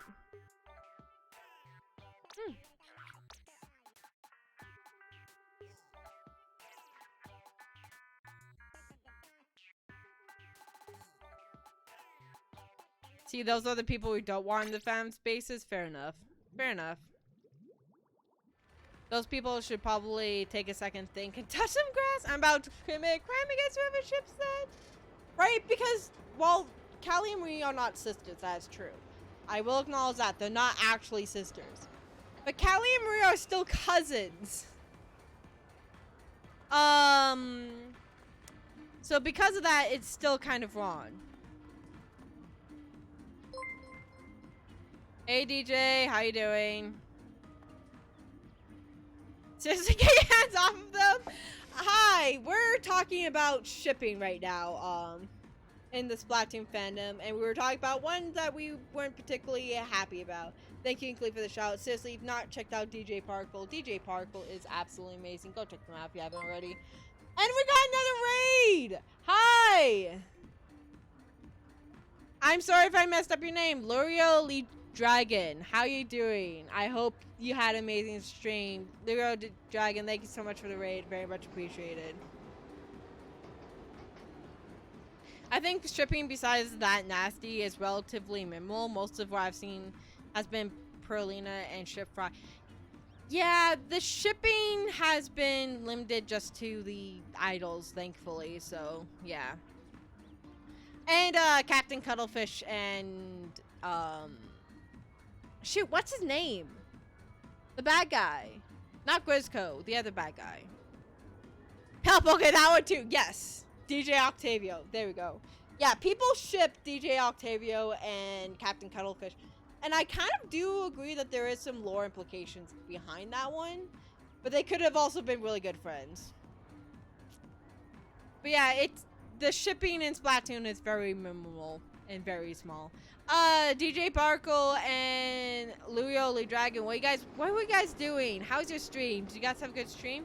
I want to mention something. This is Marigold. Her name's the staff, but her name's actually Marigold. There's something funny about her in this map.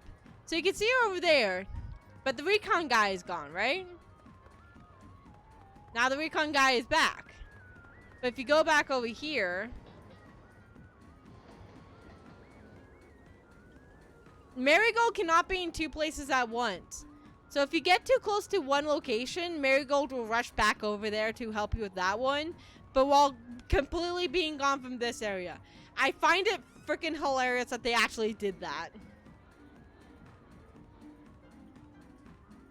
Oh, hush! Hush! Not the older than your parents thing, no! I really like if they went further into Pearl and Marina's relationship since there's more implied behind the scenes. Plus, it would be nice to have some representation in a mainstream franchise. There really would be, honestly. I find it kind of sad that, anytime there's any sort of LGBT plus representation, like, a lot of people thought Shiver was supposed to be non-binary because of just how Shiver looks, and they were really quick to dispel saying, no, Shiver's a girl. People thought Shiver was a boy for the longest time. And that was insane. But yeah, no. They were like, no, Shiver is a girl and she identifies as a girl. And I'm just like, oh, that's interesting. But yeah.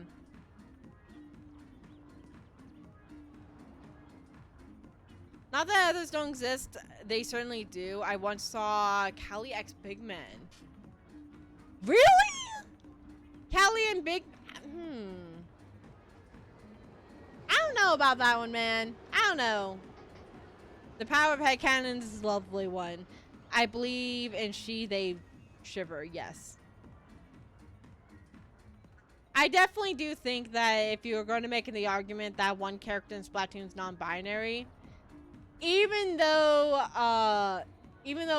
technically you can make an argument that every single character in this game is non-binary, yeah, Shiver would be the character that would be considered non-binary. Ads are about to start, so I'm not really doing that much because I typically try and take a break, but I'm really want to indulge in this conversation, so yes. Ads may start in a few seconds for those of you who do not have ad blockers or are not subscribed to the channel, either way. But yeah.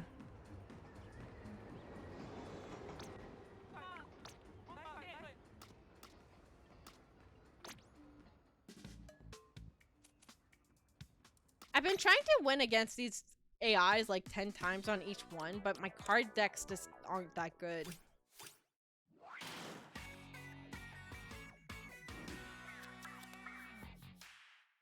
I still think Perlina is by far the biggest ship. I've seen plenty of Shiver Fry and Octavio Cuttlefish, but nowhere near as much as Perlina.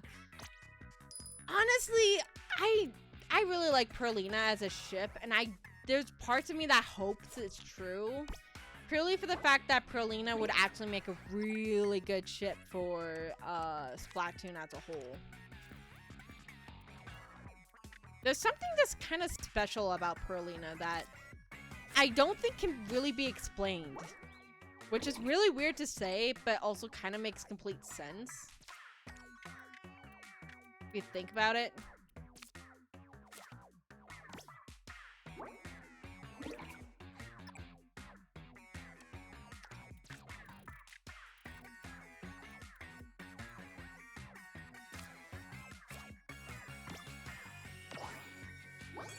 Got an ad that showed up for half a second then left. Amazing! What great advertising, eh? Nah, I probably shouldn't make fun of Twitch's ad system.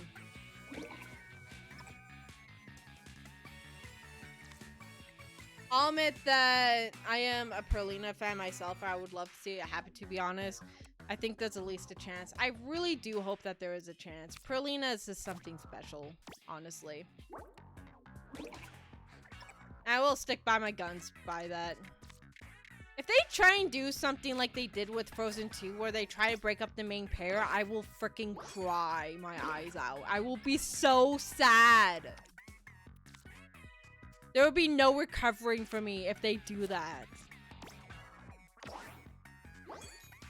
Help, I would join you! Hey, at least I wouldn't be alone, right? I wouldn't be alone in my suffering.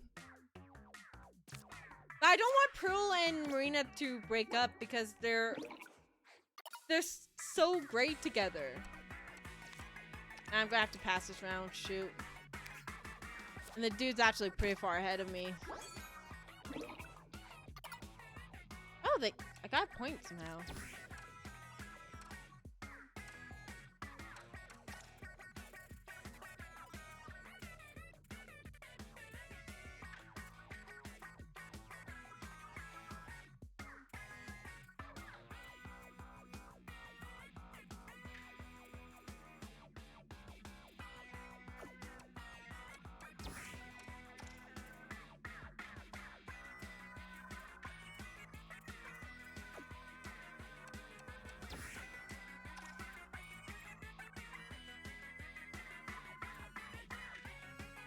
There really is no good way to go about this. Shoot. They need to do it, at least remain friends. They won't become a Canada ship. They need to at least stay each other's besties. I do second that. They do need to stay best friends. I don't know if they could do anything else but keep them as best friends.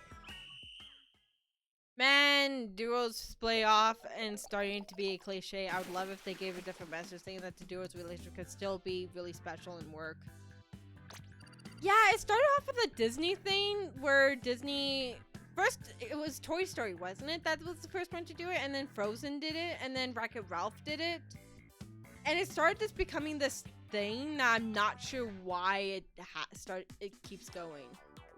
Let me try a different deck. I mean, a different deck is not going to help, mind you. I just suck at this. Redraw. Fine.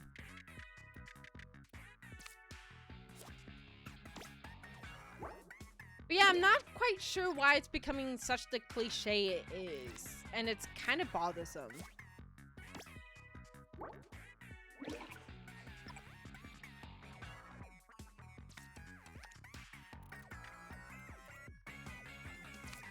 Adobe sometimes. Animation stuff gets weird. Oh shoot, I need to cut them off. Is this big enough? No, that's too big.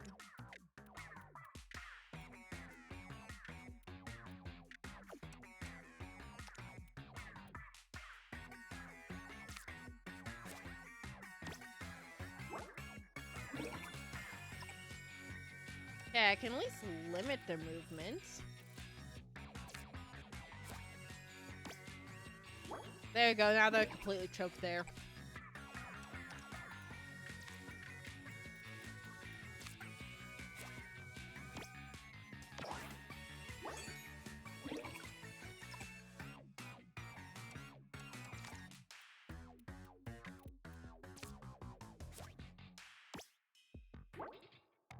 But yeah, I don't understand the cliche of breaking up the main duo. It was kind of clever at first, but now it's not really that clever.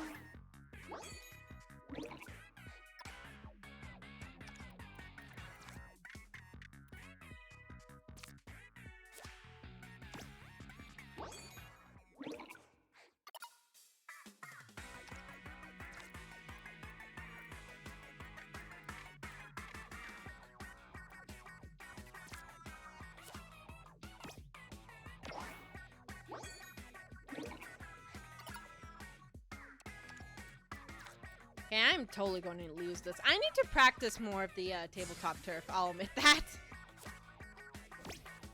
Oh, you just filled in more of your section. Nice.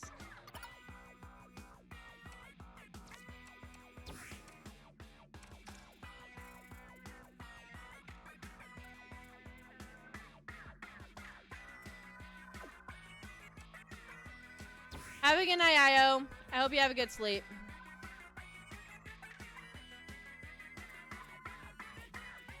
I really do hope you have a good sleep.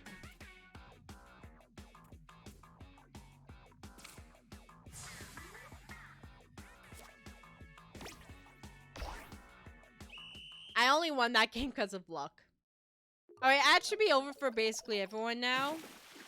Which means some people came back to me, winning a game of a game that I'm admittedly not that good at. Let's get back. Let me get back to actually doing the main game of Splatoon.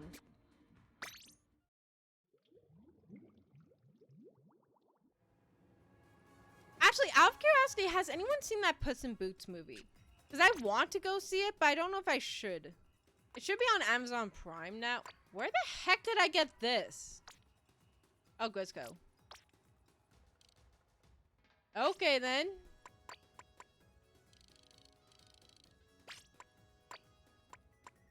Okay, Splatana. I love the new Puss in Boots. I wonder if it's on Prime Video. No, I do not want to look up Pokemon.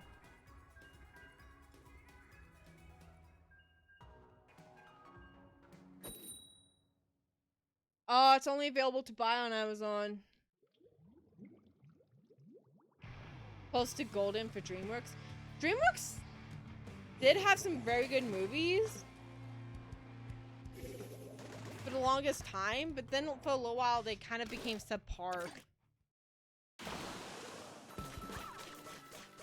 But I've heard nothing but good things about this Puss in Boots movies, and I actually do really want to see it.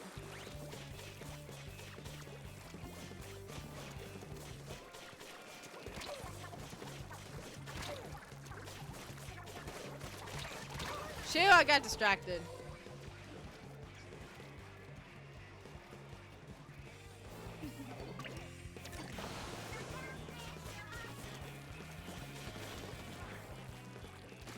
Actually, talking about movies, Calamity and I were talking about rebooting the old podcast as a YouTube-only podcast. And we were talking about Illuminations, and with Illumination's new films, how they're actually kind of good. Like, Illumination did the Super Mario movie. And we were wondering if this is a trend for Illumination to actually make good movies rather than cheap celebrity-filled cash grabs.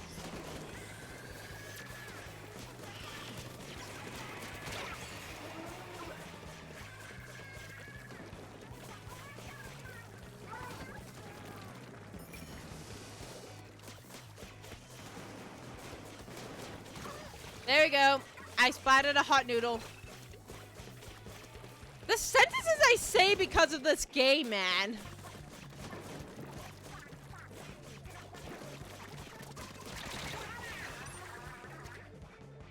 I am not saying that name.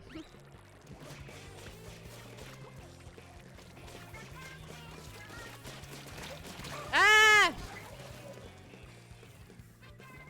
Dang it, Sans!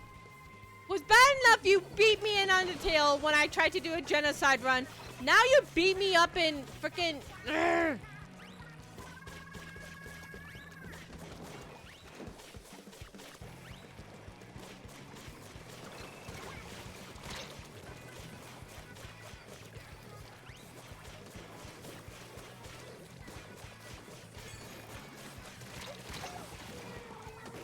Beat him up, Sans? Oh, well, somebody's cheering for Sans. I think Illuminations needs something to come along, smack him in the face, and tell him to put emotion and effort into most of their bland movies. Yeah, but the Mario movie was actually pretty good for what it was. It wasn't... Sure, the Mario movie didn't really have a plot, but what Mario game does besides the Mario and Luigi's franchise. And with Illuminations, you really weren't going to get that.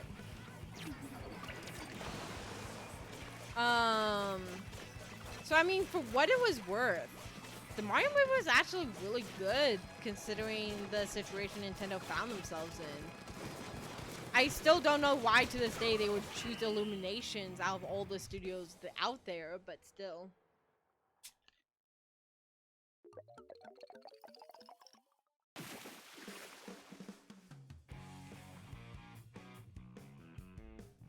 Because Illumination had Despicable Me, right? Despicable Me was actually kind of a really funny movie. It wasn't like top tier kids movies type stuff, but it was definitely a good movie for what Salt was worth.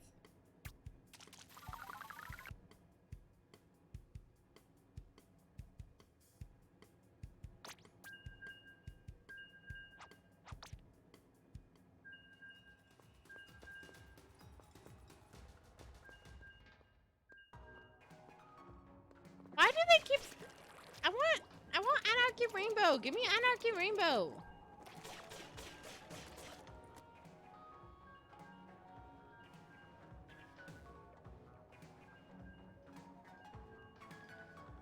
Well, Nintendo did purchase a movie studio themselves where they have been making some, I believe, Kirby? I believe it's Kirby anyways, they've been making some short films of some of their characters. So there's a chance that Nintendo might make some movies on their own, or they might just pass it on to Illumination. Nice, Chris. You can find me in some public battles. I'm doing some public battles to get used to the Splatana again. Practicing the Splatana. I'm getting beat up by a guy named Sans. This is like, if I had a nickel for every single time I got beat up by a guy named Sans, I would have 2 nickels. Which isn't a lot, but it's strange that that's happened twice. If I had a nickel for every single time I would disconnect, I would have enough to buy a yacht.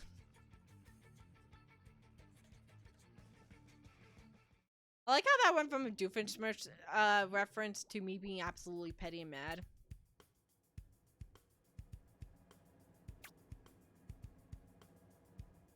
Oh my gosh. Let's keep going.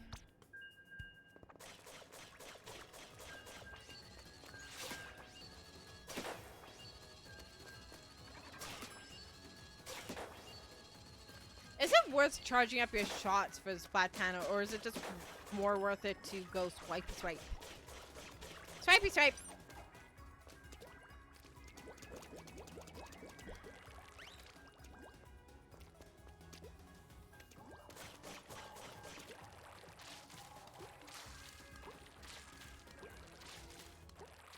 Definitely worth to charge up. Noted. I will try and bring that into my playstyle then. Okay, so here's a question I'm genuinely curious about. Because Legend of Zelda has a vast range of games, ranging from Skyward Sword that is so focused on story. Arguably, the game suffers quite a bit because of it. Also, we have a disconnect. To Breath of the Wild that has so little story, and mine will not be there. What Legend of Zelda games do you think they could base a Legend of Zelda movie on realistically? Because again, it's a range for Legend of Zelda. It goes from the originals in like Breath of the Wild and Tears of the Kingdom where there is no story. You just have to figure out what the heck you're doing. To Skyward Sword where the story is so invasive it interrupts the gameplay. But man, Skyward Sword has such good story. I don't know why I keep disconnecting.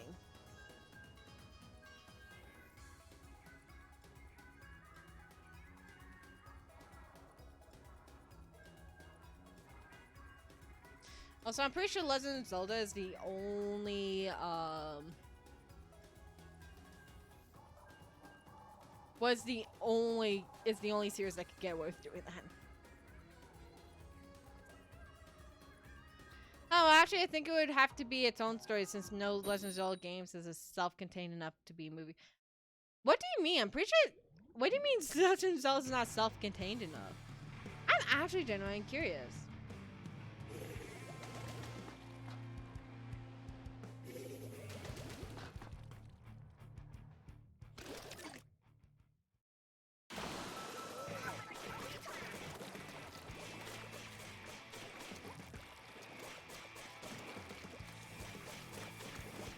Like, I mostly ask because I've always deemed the Legend of Zelda games really self-contained stories. So, So to hear that they're not self-contained is interesting to me.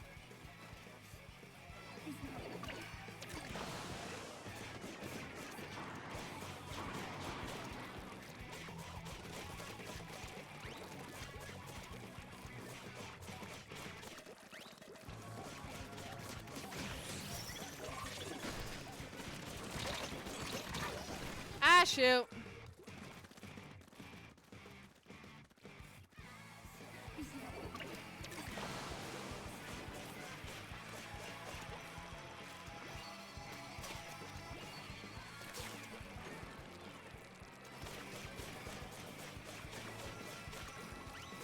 Well, events from previous games always seem to have consequences on new ones, like how Link Ocarina of Time in Majora's Mask, since he's got it in the last game, similar to current. Huh. Yeah, I guess I never thought about those because I always esteemed those as more like references and stuff like that, and depending on what theory you believe in, it could be that Link is just dead in Majora's Mask.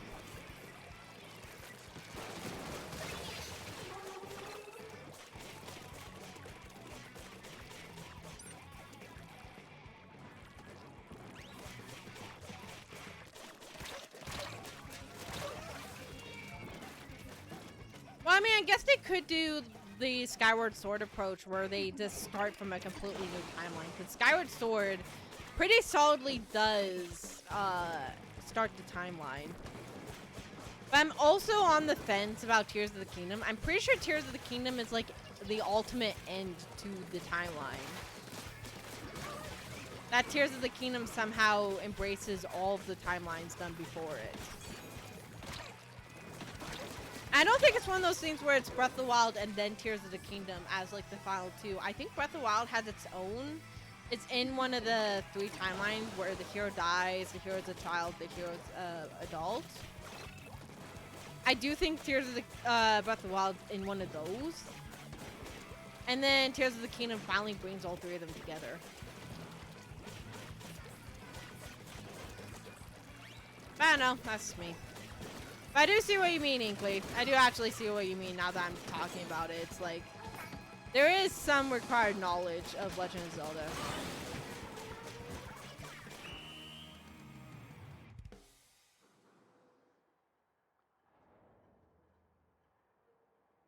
I mean, the only other game I could think that would be really good would be, Kirby. Kirby! That's true, but Skyward Sword also had a big duty of establishing how constant events, like how Link keeps reincarnating and the Master Sword is built, were started. Fair enough, yeah. Skyward Sword did a really nice job of it. I like to say it does. Because it did explain the lore pretty well, in my opinion. How Demise cursed Link to forever be in the cycle, dealing with Ganon. It's interesting, actually.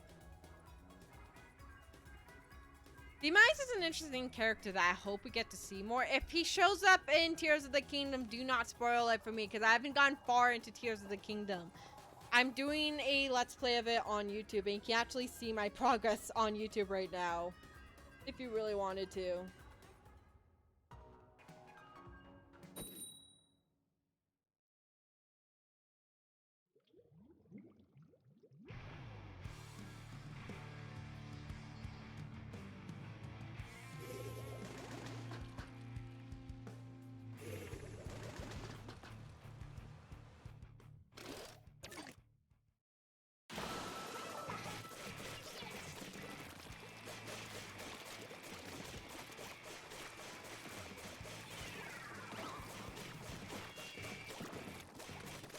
Let's go, let's go. Ouch!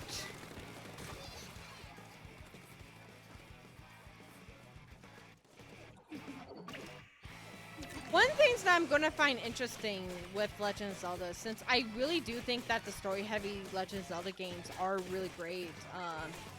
Majora's Mask is a good example of another story-based game. And that one, the gameplay really didn't suffer because of the story. But I really do hope they do story-heavy games in the future because I really love the stories they can tell with Legend of Zelda in particular. Even most of the seemingly simple games in the series, Wind Waker actually depends a lot on the events of Ocarina of Time to explain big parts of the game, like the Great Sea. That's actually a good point. I never saw those two games connected, to be honest with you.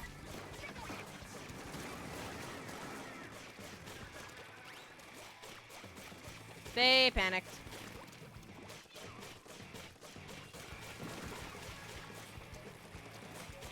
But I do really wonder where Legend of Zelda is gonna go next, because everyone's gonna want another Tears of the Kingdom. Everyone's gonna want another another big open world game.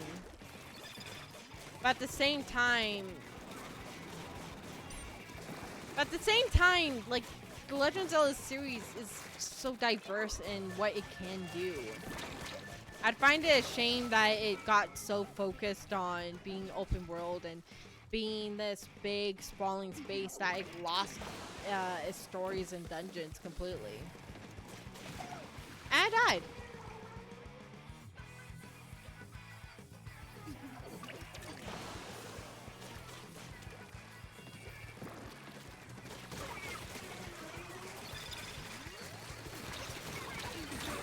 Shoot!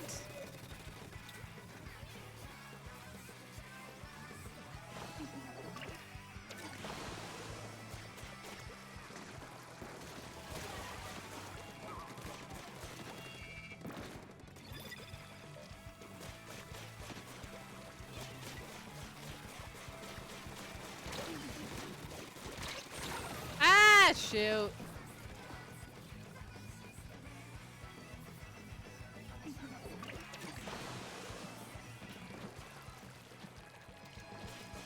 I've seen a lot of people compare Pokemon to Legend of Zelda as of recent.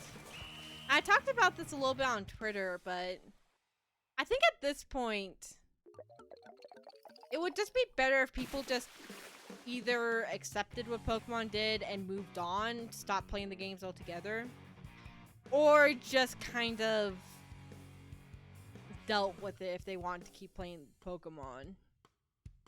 Because Game Freak as a studio has been incredibly stubborn with how they've done things for at least as long as I remember buying Pokemon games, which has been at least 10 years.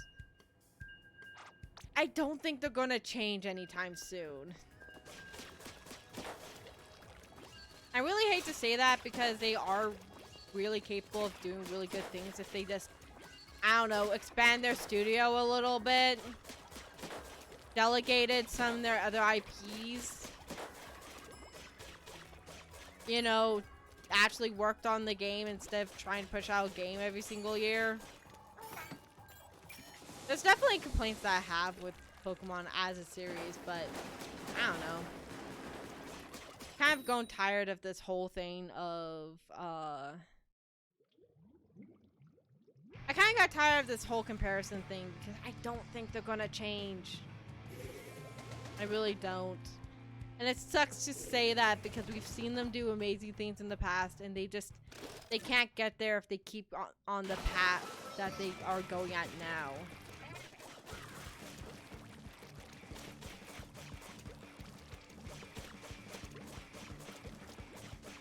Let's go, let's go!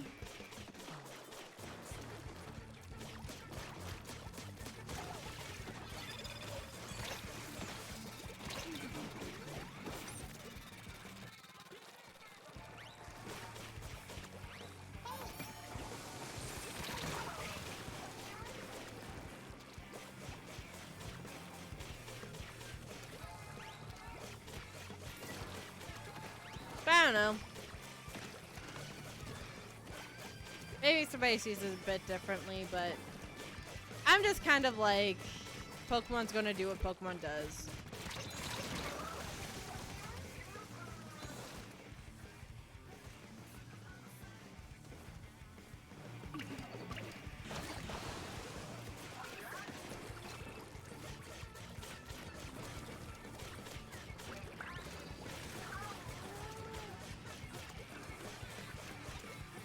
Awesome. Let's go. No! Ah, I got outsmarted by a sniper.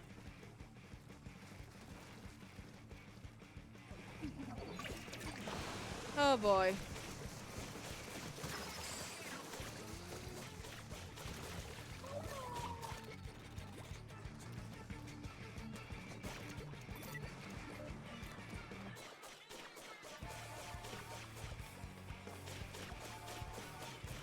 Up we go.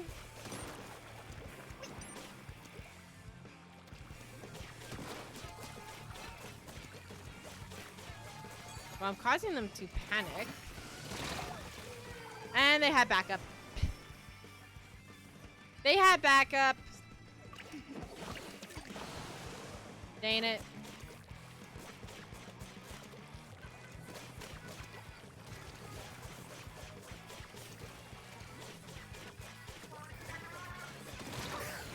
Wipe out. Rip. I'm also okay with Pokemon's doing now, but I kind of wish they would have more references or even mechanics from older games in the series. These last two regions practically had no mention of previous games or characters. I feel like I'm the only one in chat. That's okay, Inkley. People are probably just busy. That's okay. Plus, people usually just like to lurk in this stream, so no fault there. Give us Boomer Red. Boomer, like, Red was like 30 in the Alola games. I'm just like, how did you get that old, Red? Oh my gosh.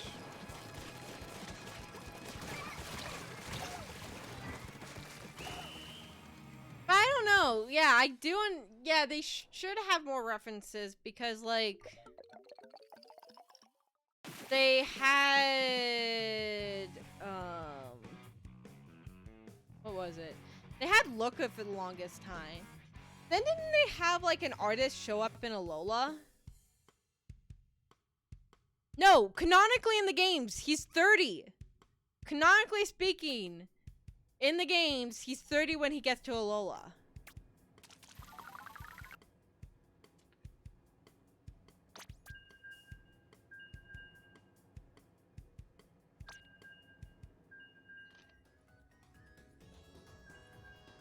Good try. I'm trying with this weapon. I'm trying my best with this weapon, but I'm not having any luck.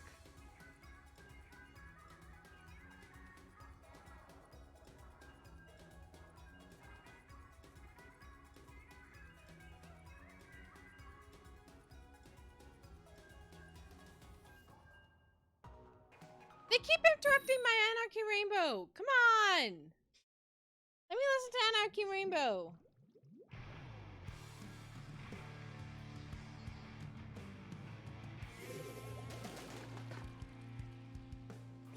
Let's go.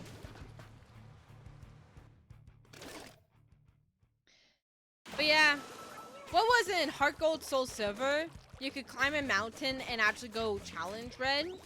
I don't know if that went for the original Gold and Silver as well, but in Heart Gold Soul Silver, there was a mountain you can climb, and at the top of it, Red was standing there, and you could actually battle him as a secret boss. Which was really cool. I believe in Black and White, you could battle Cynthia a few times if you wanted to. It was in the original 2. Yes! Awesome! Heck yeah! I love that! Oh, it's in Crystal 2. Ooh, okay.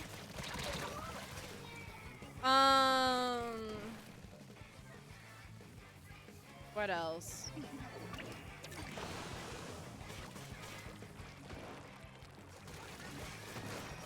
When Luca got introduced into Platinum, I think it was, he was an insanely popular character just because of how fun and goofy he was.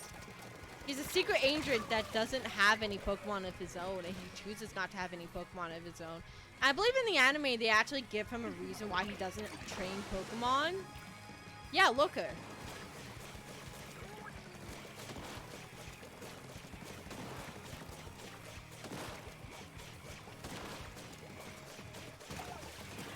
Technically, that was only true until Platinum's release. Because then Barry from Platinum, or your rival from Platinum, became the toughest one out of all of them. Even sometimes having a level 100 Pokemon, depending on what your Pokemon level was at. So yeah, technically that honor went to Barry for the longest time. I don't know if Barry got beaten since then, but yeah.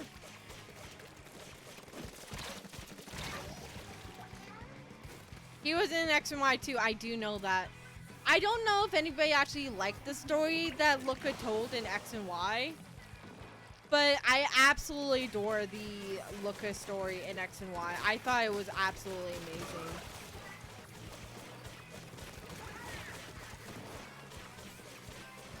It was simple, it was fun, it was lighthearted, it was everything a Luca story needed to be.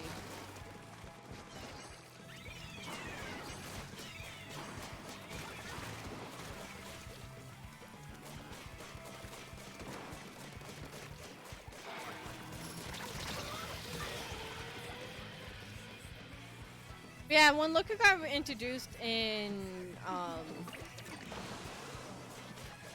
Platinum, he was really popular. You don't know what I wanted to see so freaking badly, but I was disappointed that we didn't get to see? Do you want to know what I so badly wanted? It just feels real that Scarlet Violet had no references to previous games. I'm kind of on the fence about that. I do wish they had more references, yes. But at the same time, they wanted to use Scarlet Violet as a complete wiping point. They even wiped the show clean of Ash. So they do want to start completely new with Scarlet and Violet. Not the best choice in my personal opinion, since it only ever references Arceus. And even that's kind of a stretch because it's only a single picture of one character in Arceus. So it's kind of just like, eh.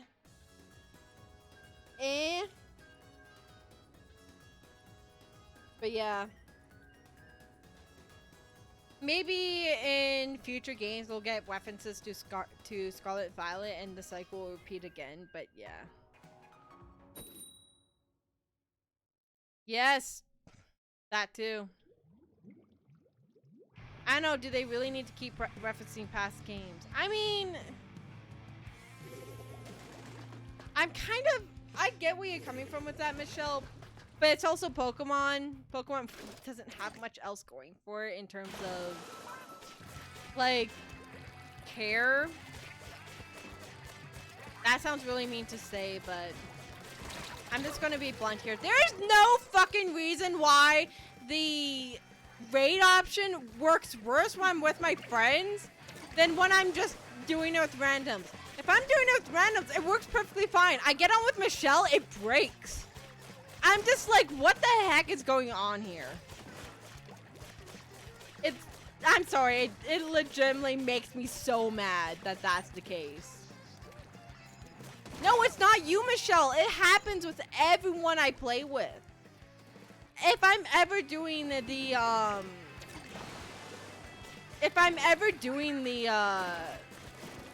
union room with anyone, raids go to complete and utter garbage. I can't get them to work, and I fail raids more often when I'm doing union rooms than if I was just playing alone doing it with randoms. And it makes me so mad. So yeah, that's why I'm kind of harping on the past references, because nothing else in that game is ever gonna work. Loki suddenly getting upset really scared me, wow. Sorry, I play this up a lot when I'm streaming, the anger a lot, because I can get kind of plain sometimes when I'm talking about these kind of things, but I'm just like, I should play up the stream. Okay, but the story for Scarlet Violet is great. It is, in the sense of it being this simple and fun. It was everything X and Y wanted to be. Hence why it's now one of my favorite games, because I loved X and Y's attempt at making a story where you just go on a journey with a bunch of your friends. But I think the issue with X and Y is that there was just too many friends. You couldn't get really attached to any of them. And one of them was constantly hitting on you throughout the entire game. So I'm like, yeah.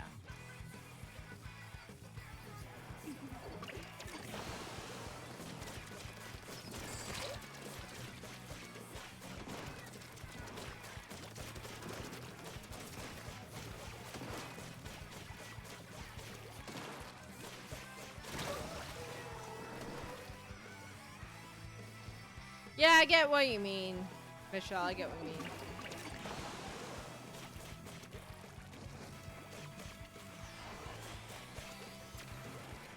Wait, which story did you not like, Inkley? I would love to hear your opinion about that.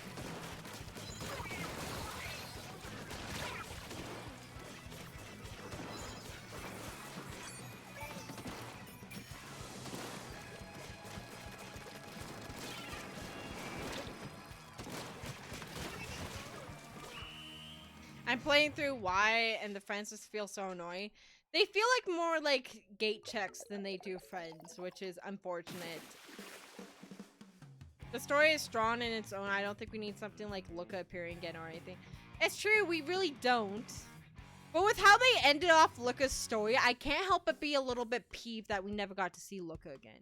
I really hate how they treated Luca at the end of his arc.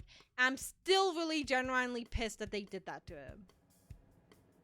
Sure, the gym challenge didn't exactly have a story, but the gym leaders were all enjoyable characters. The gym didn't need a story though. Like, the whole point of the gym is just to take on the gym challenge and to meet the gym leaders. I don't think you need a grand reason to go take on the gym challenge, more so than you should do it. I don't really like the Team Star plot. I couldn't really connect to any of the characters except for kind of Penny, but even then that's a little bit. I just think the kids were less compelling versions of Team Skull and Guzma. That is true. Team Guzma and Team Skull did have a bigger impact with that type of storyline.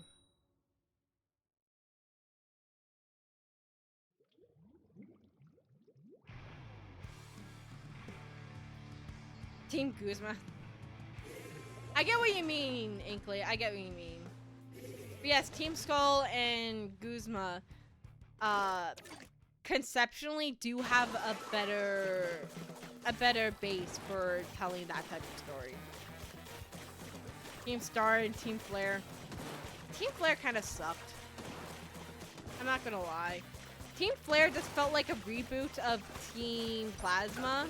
Not Team Plasma. What was it? Team Galactic. They felt reboot of Team Galactic, and honestly, after going through Black and White, I didn't feel like we needed another Team Galactic. Team Plasma was very interesting and compelling because Team Plasma used animal rights, or Pokemon rights, I guess if you want to say that, as a jumpy off point to take over the world. But Team Flare was basically Walmart Team Rocket, right?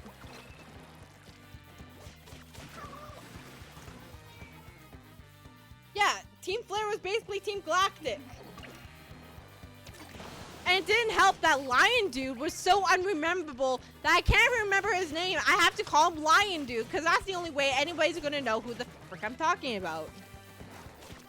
And not to mention, a lot of his lines just feel like lightly rewritten lines from Listerine. Okay, we'll call him Listerine. Lightly rewritten lines from... Look, now I can't remember the other guy's name. Cyrus.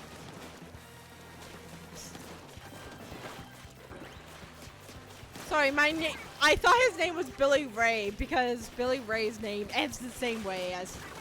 Oh my god. Ron Cyrus. Team Flare was extremely dumb.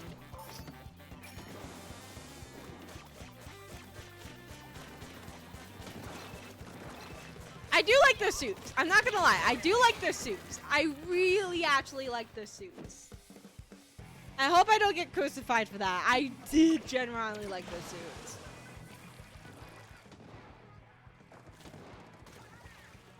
Corvus? Isn't he in Black and White too? Now you see, I can't really make a comment on him if he's in Black and White too, because I never finished Black and White 2.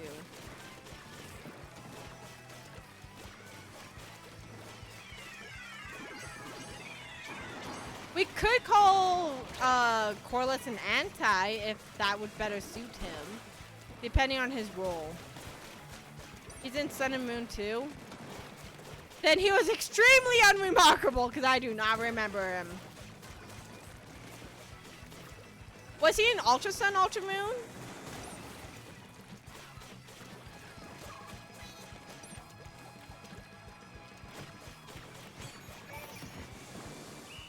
Ultra Team. Team Rainbow Rocket. Team Rainbow Rocket made me cry.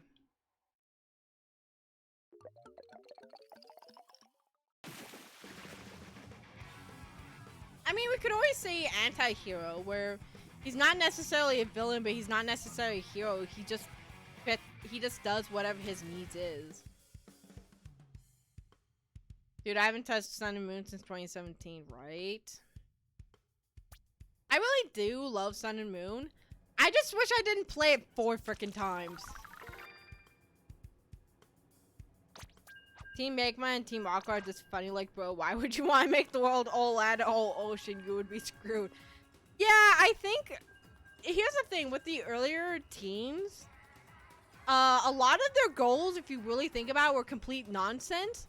But you have to admit, especially with Team Magma and Team Aqua, they really went into how ridiculous their plans were. They really showed how idiotic and not thought through their plans were. And they still made compelling characters out of it. I just don't have time to replay all the games, fair enough. Bolas is such an intricate character to me. I love his personality, his motivation, how he has moral code but ignores it if he thinks it will benefit his research. That is actually very interesting. Kind of like a mad scientist, but not exactly a mad scientist. Interesting.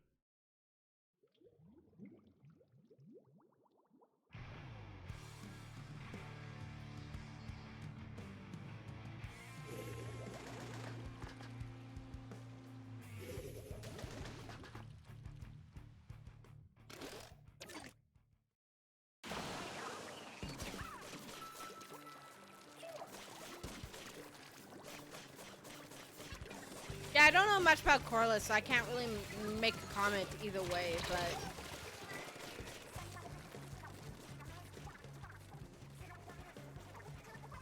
I don't know.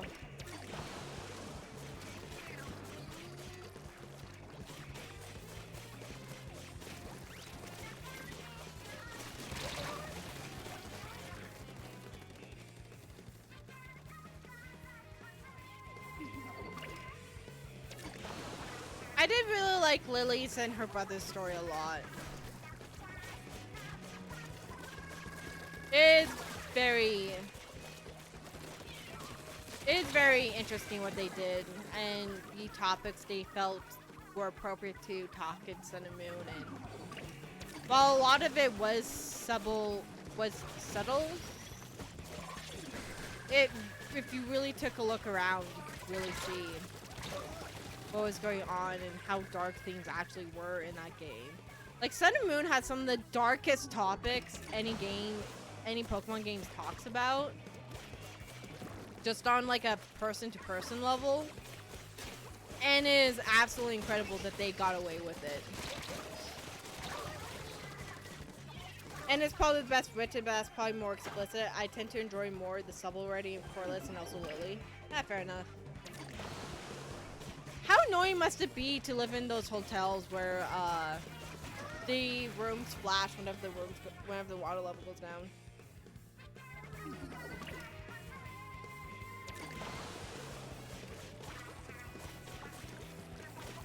I don't think you ever did, Dark Keyblade Warrior. If you did, I completely forgot about it.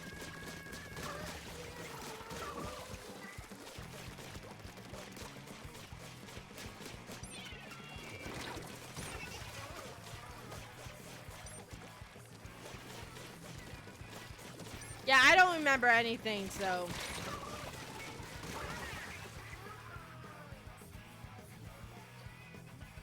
Let's hear it.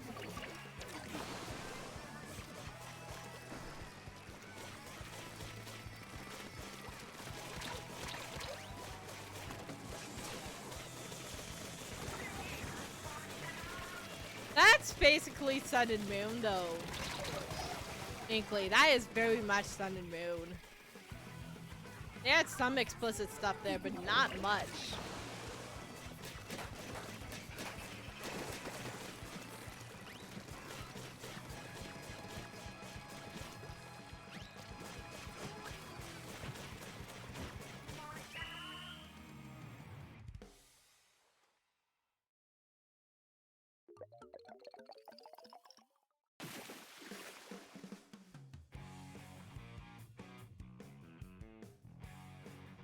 GG. GG.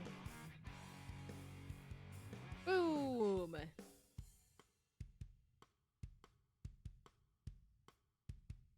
Not bad. Not bad. Alright, I think that's gonna be it. I actually feel my throat, not my throat, but like my voice just like being like, I want to give up now. Can I give up now? I'm like, fine, I guess we'll give up. Let's see what we actually have at the general store though. Okay, so there's a long story short. You see the landlord approach the tenant and says he hasn't been paying rent and neighbors keep complaining about noises regarding Mega Evolution. Turns out the tenant was purposely Mega Evolving his love pony for not so great things. Landlord gives out and gives you the Mega Stones. Oh! Oh! Oh!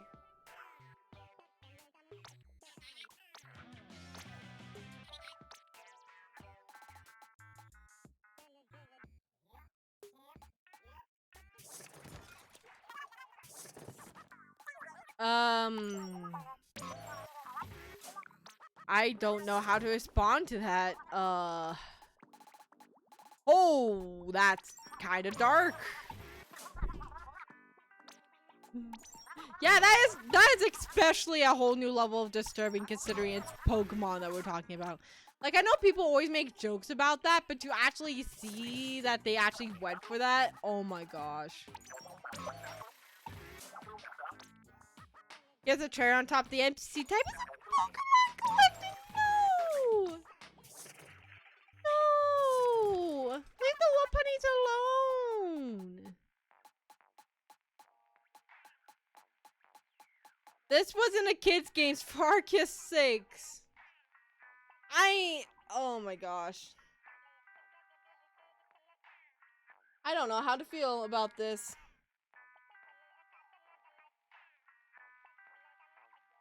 That is surprisingly dark. I did not expect that.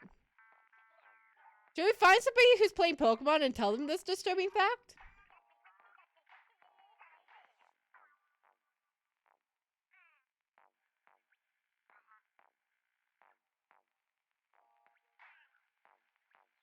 Why all the Mega Evolution stuff so awful for the Dex entries?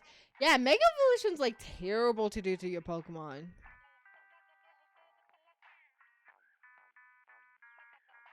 Like, my gosh. Let me see.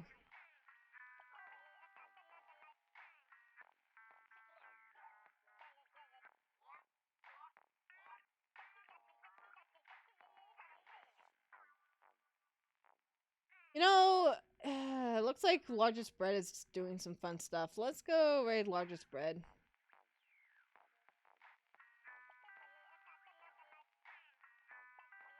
Loki, please spare them. God, no. Largest Bread's playing Splatoon. I mean, you can spread that fact if you want to. You can.